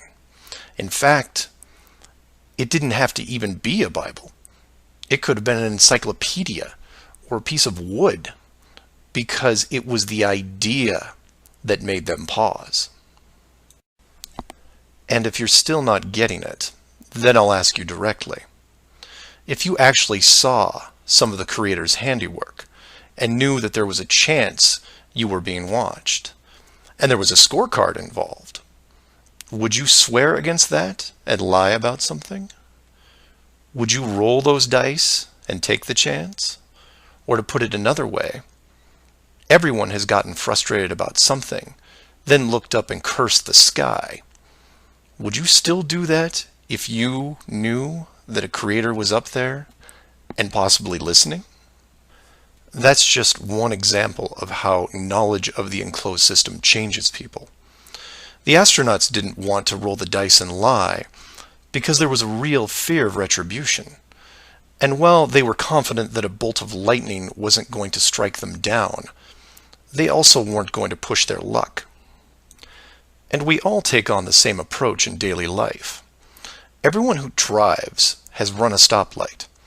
We know when we see the yellow light that it's too far away, so we hit the gas and hope for the best, especially if the traffic is light and we aren't putting anyone in danger. But you take that very same intersection and put a red light camera on it, well, then things change, don't they? Do you hit the gas and roll the dice? Not a chance. You hit the brakes and hope that you can stop in time because you are being watched. You may not be a model driver by any sense of the word, but you understand this rule and this place, and you don't break it. And this one aspect is why I'm pushing so hard to see the enclosed system revealed. Because as a civilization, we seem to be only as good as what we can get away with. This isn't an issue with freedom, it's an issue with doing the right thing. You know that running red lights is a bad idea. The camera is a reminder of that.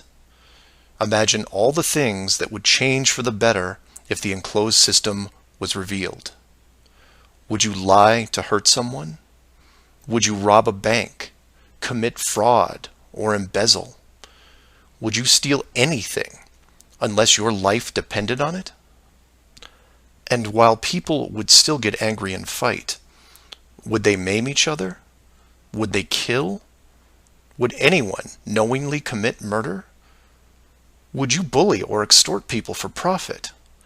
In fact, knowing that the world was created, would you do anything malicious towards anyone?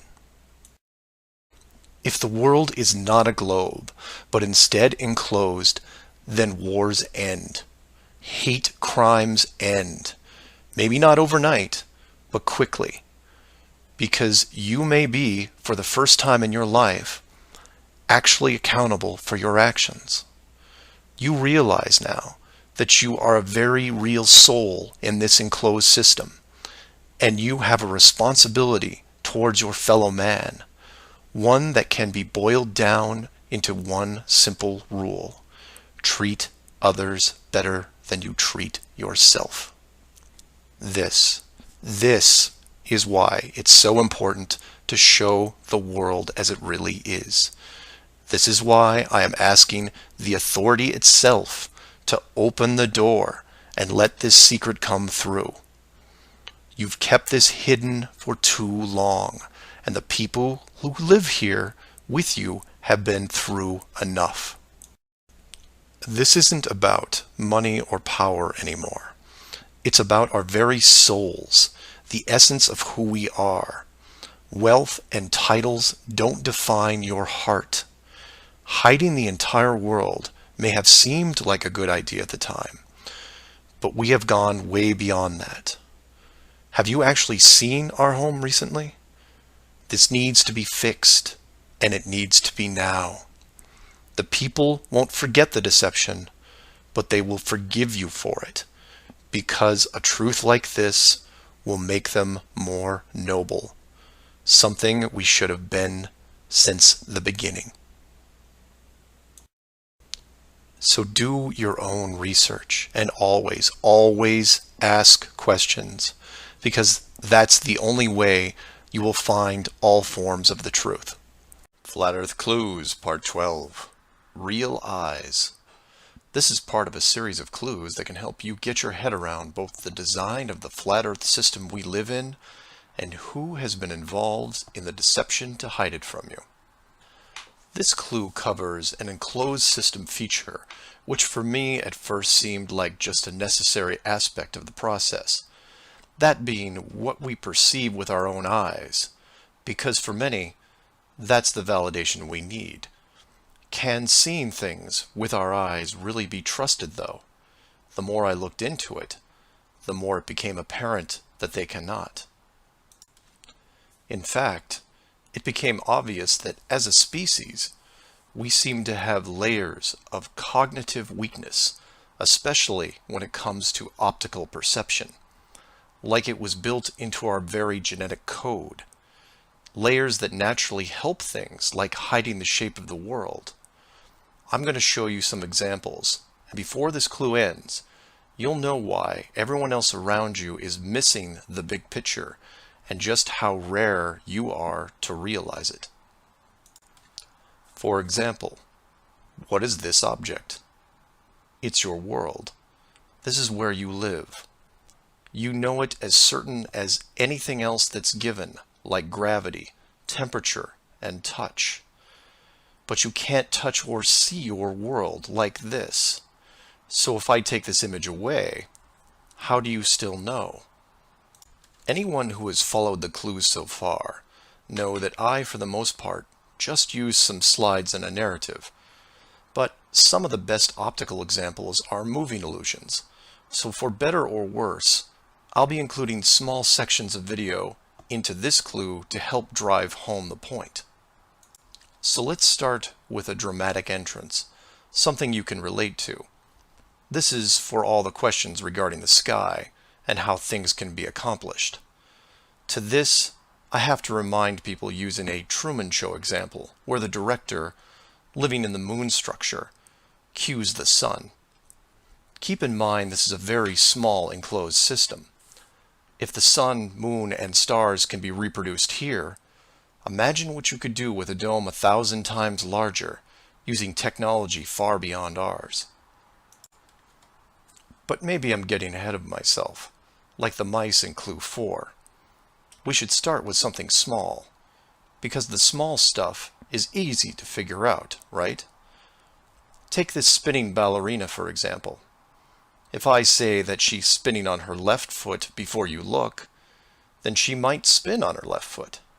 If you look away and I now say she's spinning on her right, then when you look again, she might be spinning on her right.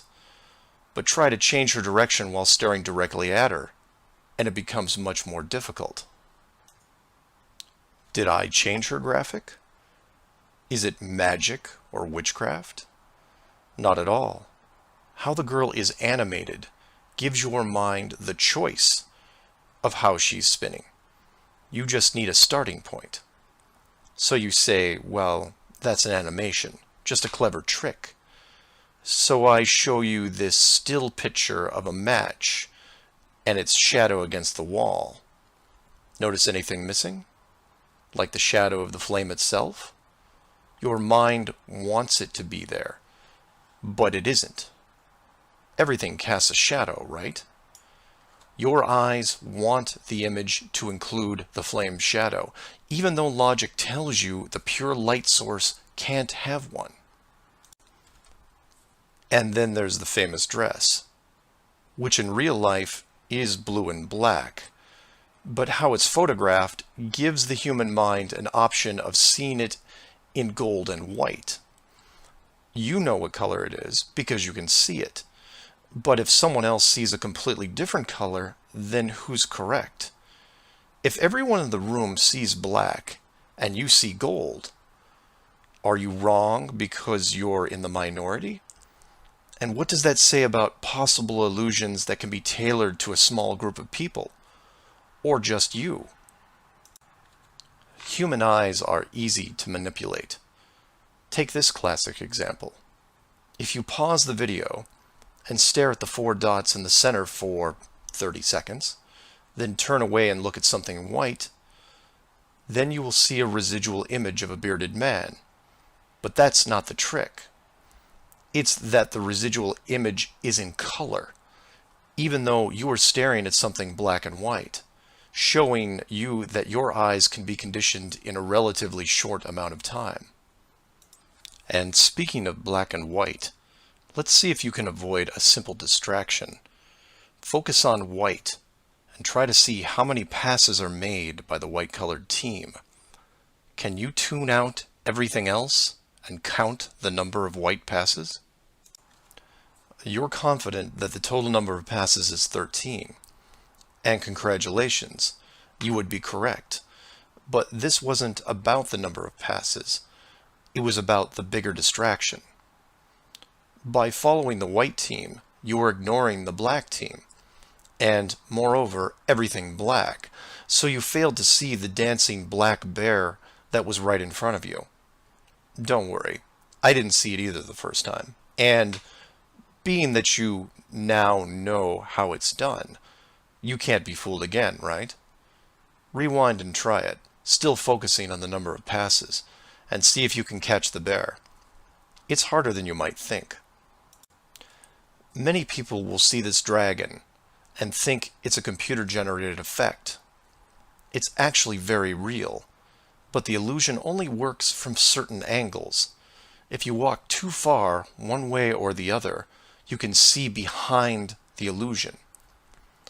If you cannot see behind the scenes, your mind can't break out of the illusion, no matter how hard you try.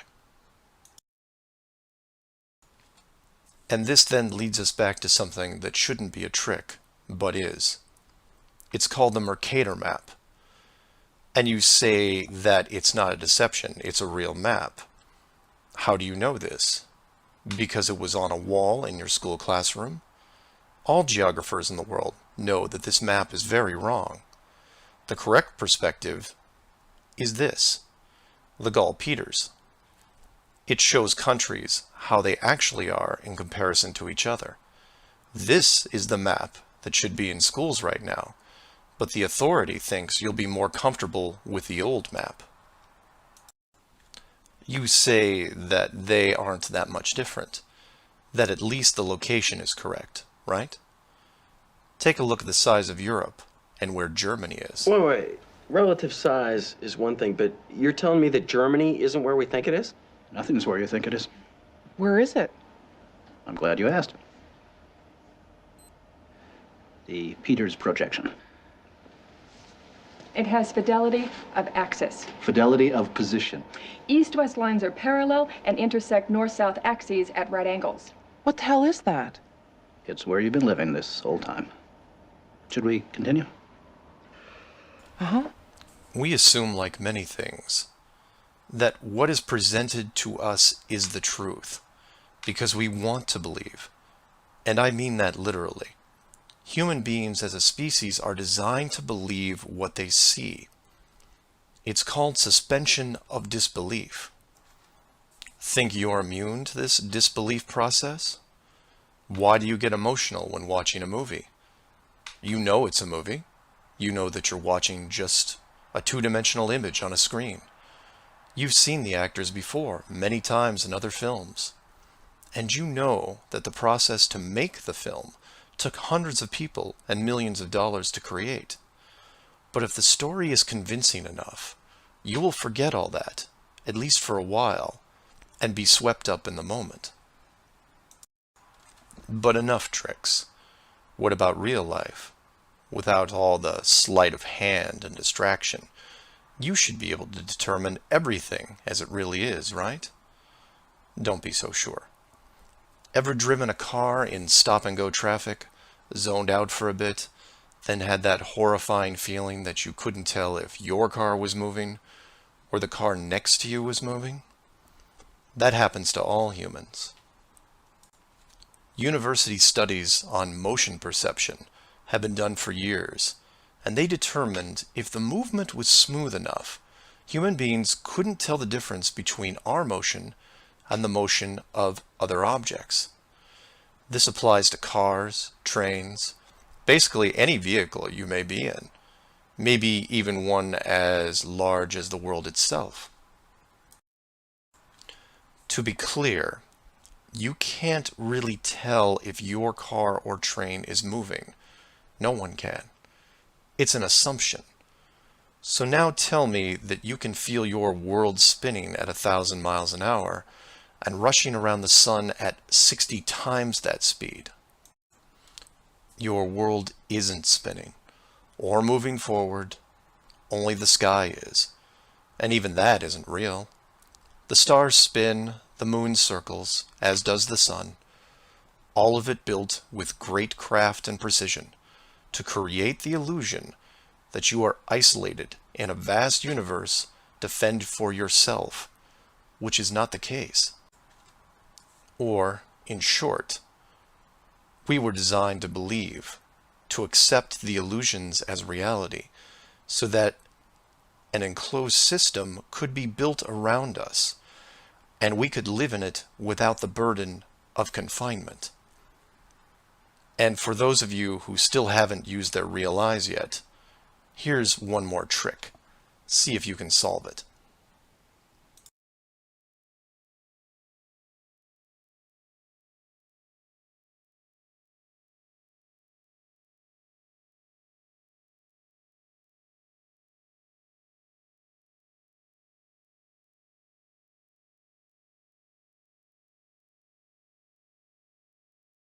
Flat Earth Clues 13. The Lost Nail. For want of a nail. For want of a nail the shoe was lost. For want of a shoe the horse was lost. For want of a horse the rider was lost. For want of a rider the message was lost. For want of a message the battle was lost. For want of a battle, the kingdom was lost, and all for the want of a horseshoe nail. Every day I take part in the war against mainstream science, looking for the small cracks in the defenses, looking for the nail that could tie it all together. People sometimes ask me, what would it take to get me to renounce my belief in flat Earth? What proof could be given to me? I found my own answers frustrating, because they seemed far out of reach. Most involved a mainstream space agency rocket with a 4K camera attached. Some even suggested getting NASA to take a Flat Earth member into space. Bold, but unrealistic. I started revisiting older ideas, and it occurred to me that maybe I should be thinking smaller. I needed a test that could be done here on the ground, where just about anyone could participate, but still be tied to a space program. What I settled on was the astronaut suit. This is not to be confused with a G-force suit or G-suit. A G-suit, which fighter pilots use, is part of the plane. It's connected to various tubes and systems. The self-contained astronaut suit, objectively, is probably the most remarkable piece of engineering in the world. Let me explain. Consider what the astronaut suit, or spacesuit, does. It protects from extreme heat, extreme cold, maintains oxygen levels, humidity levels, has a communications array, and, most importantly, has some sort of compression system that counters the massive vacuum force of space, accomplishing this through a high-end microprocessor, runs completely off battery power, and it has never failed. Now, even if you could believe the perfect performance record of the spacesuit in 2018, consider that it worked just as well in 1969 with almost no computer technology and far less efficient batteries. Now, this is where things get strange. This magical spacesuit, this miracle of modern technology, where do you think it's tested? If you ask anyone tied to NASA, they'll tell you it's tested in water. And yes, we see lots and lots of video examples of astronauts training in deep swimming pools next to exact replicas of the space station. And you say that's not strange at all. We just take it for granted that some of the testing is done in the pool because it simulates being weightless. This, of course, does nothing for the vacuum part because the water is trying to get into the suit. In space, it's the opposite. The air in your suit is trying to get out under immense stress. Now, one would think that eventually, to truly test the suit, you have to walk into a vacuum chamber here on Earth. And we do see a suit tested here, but no one is in it. And here, well, no. And this is a diary of an astronaut who says he was in a chamber once, but no video. Hey, wait a minute. Where are all the videos of astronauts in their miracle spacesuits having fun in the vacuum chamber? I mean, if I had to go to space, I would want an assurance that my suit, when exposed to the vacuum of space, wouldn't blow up like a balloon and burst. You're telling me that 50 years after it was invented, the only video we have is this? 1 minute long, tethered, suspended by a harness with no independent verification? You're not testing the suit because the suit doesn't work. It can't work. It's a phantom technology that you can only show on camera, like Star Trek or Buck Rogers. It doesn't work because there's no technology to keep a fabric suit safe against a vacuum. So you skipped the tests and just went straight to the space footage, and no one noticed. And if the suit is hollow, then all the missions that show the suit are hollow. And if the missions are hollow, then so are the astronauts and the entire agency, just because you didn't spend the time to fake a test for the public. See where the proverb comes into play? The suit is the nail, and NASA is the kingdom. I'm so confident in this claim that I have made it my new challenge to anyone in the scientific community that can pull strings. Several universities have vacuum chambers, and this isn't a stretch for NASA. No rockets, no space station, just a suit. Well, 2 suits, because I'm not going in there alone. One for me and one for a scientific volunteer. You have faith in science? Time to put your money where your mouth is. And if I'm right, then NASA will refuse any request regarding the suit, regardless of the release forms I would sign, because it's just a modified piece of scuba gear. And if I'm wrong, well, find me a vacuum chamber video and tell me how likely that is. For want of a nail, the shoe was lost. For want of a shoe, the horse was lost. For want of a horse, the rider was lost. For want of a rider, the message was lost. For want of a message, the battle was lost. For want of a battle, the kingdom was lost. And all for the want of a horseshoe nail.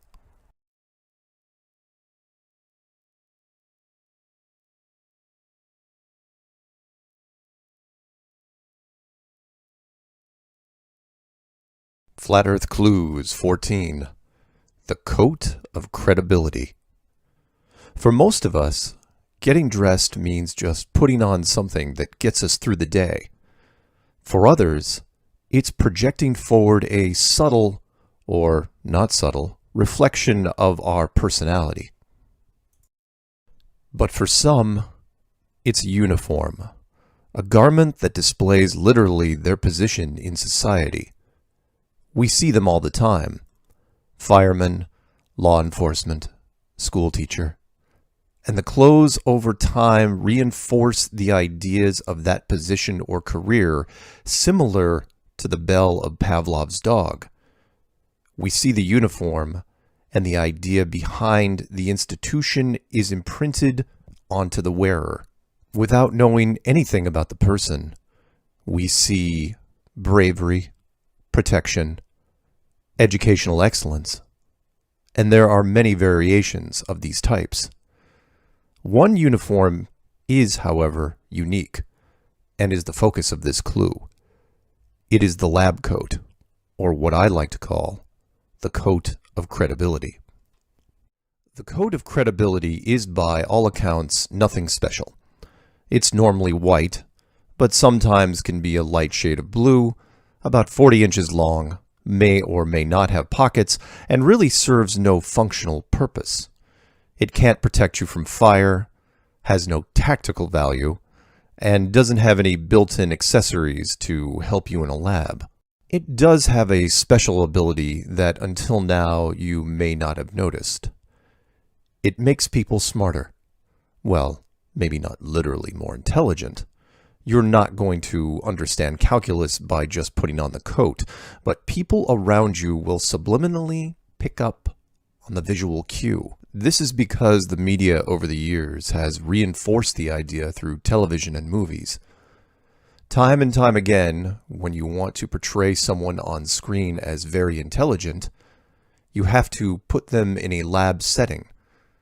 And that's what we see.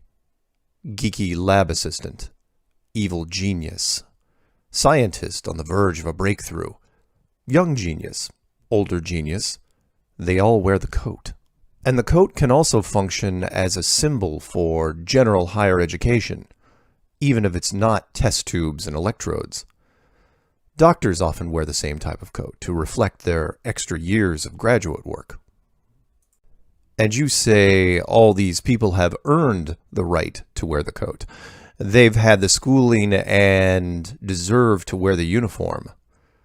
And the actors, of course, get a pass because they are portraying a highly intelligent person who has absorbed all the university material. But wait, that's where things can go too far. Because where do we draw the line between actor and academic? Take this guy, for example. Some of you know him, and some do not. He received a bachelor's degree in mechanical engineering and then ditched it immediately to become an actor. The acting career was slow going until he put on the coat and started talking to kids about science. Keep in mind, he is not a licensed educator or a scientist of any kind. He just played one on TV. But then something strange happened. Some of the media, who remembered him from their childhood, brought him on to answer light science questions, and because he was an actor, it played well, so he was brought on again and again.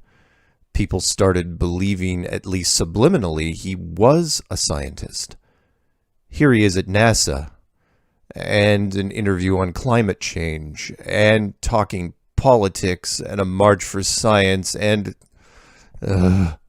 You're killing me, Bill. Killing me. Would any of this have happened without the coat? Not a chance.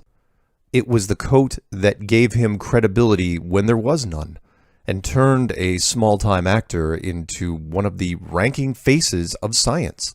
No published papers, no graduate work, just the coat. The white coat, symbolizing an elite intellect, separating the men of science from how they see the rest of us. They are above reproach. We are not. They engage in raising the bar of civilization while we engage in other things. The white coat protects them, transforms them, regardless of who they are. Man, woman, black, white, Oompa Loompa. Everyone who puts on the coat immediately becomes more credible. See this guy here? He sells water products for a living. He's also a Flat Earth member and was at a large meetup in Los Angeles.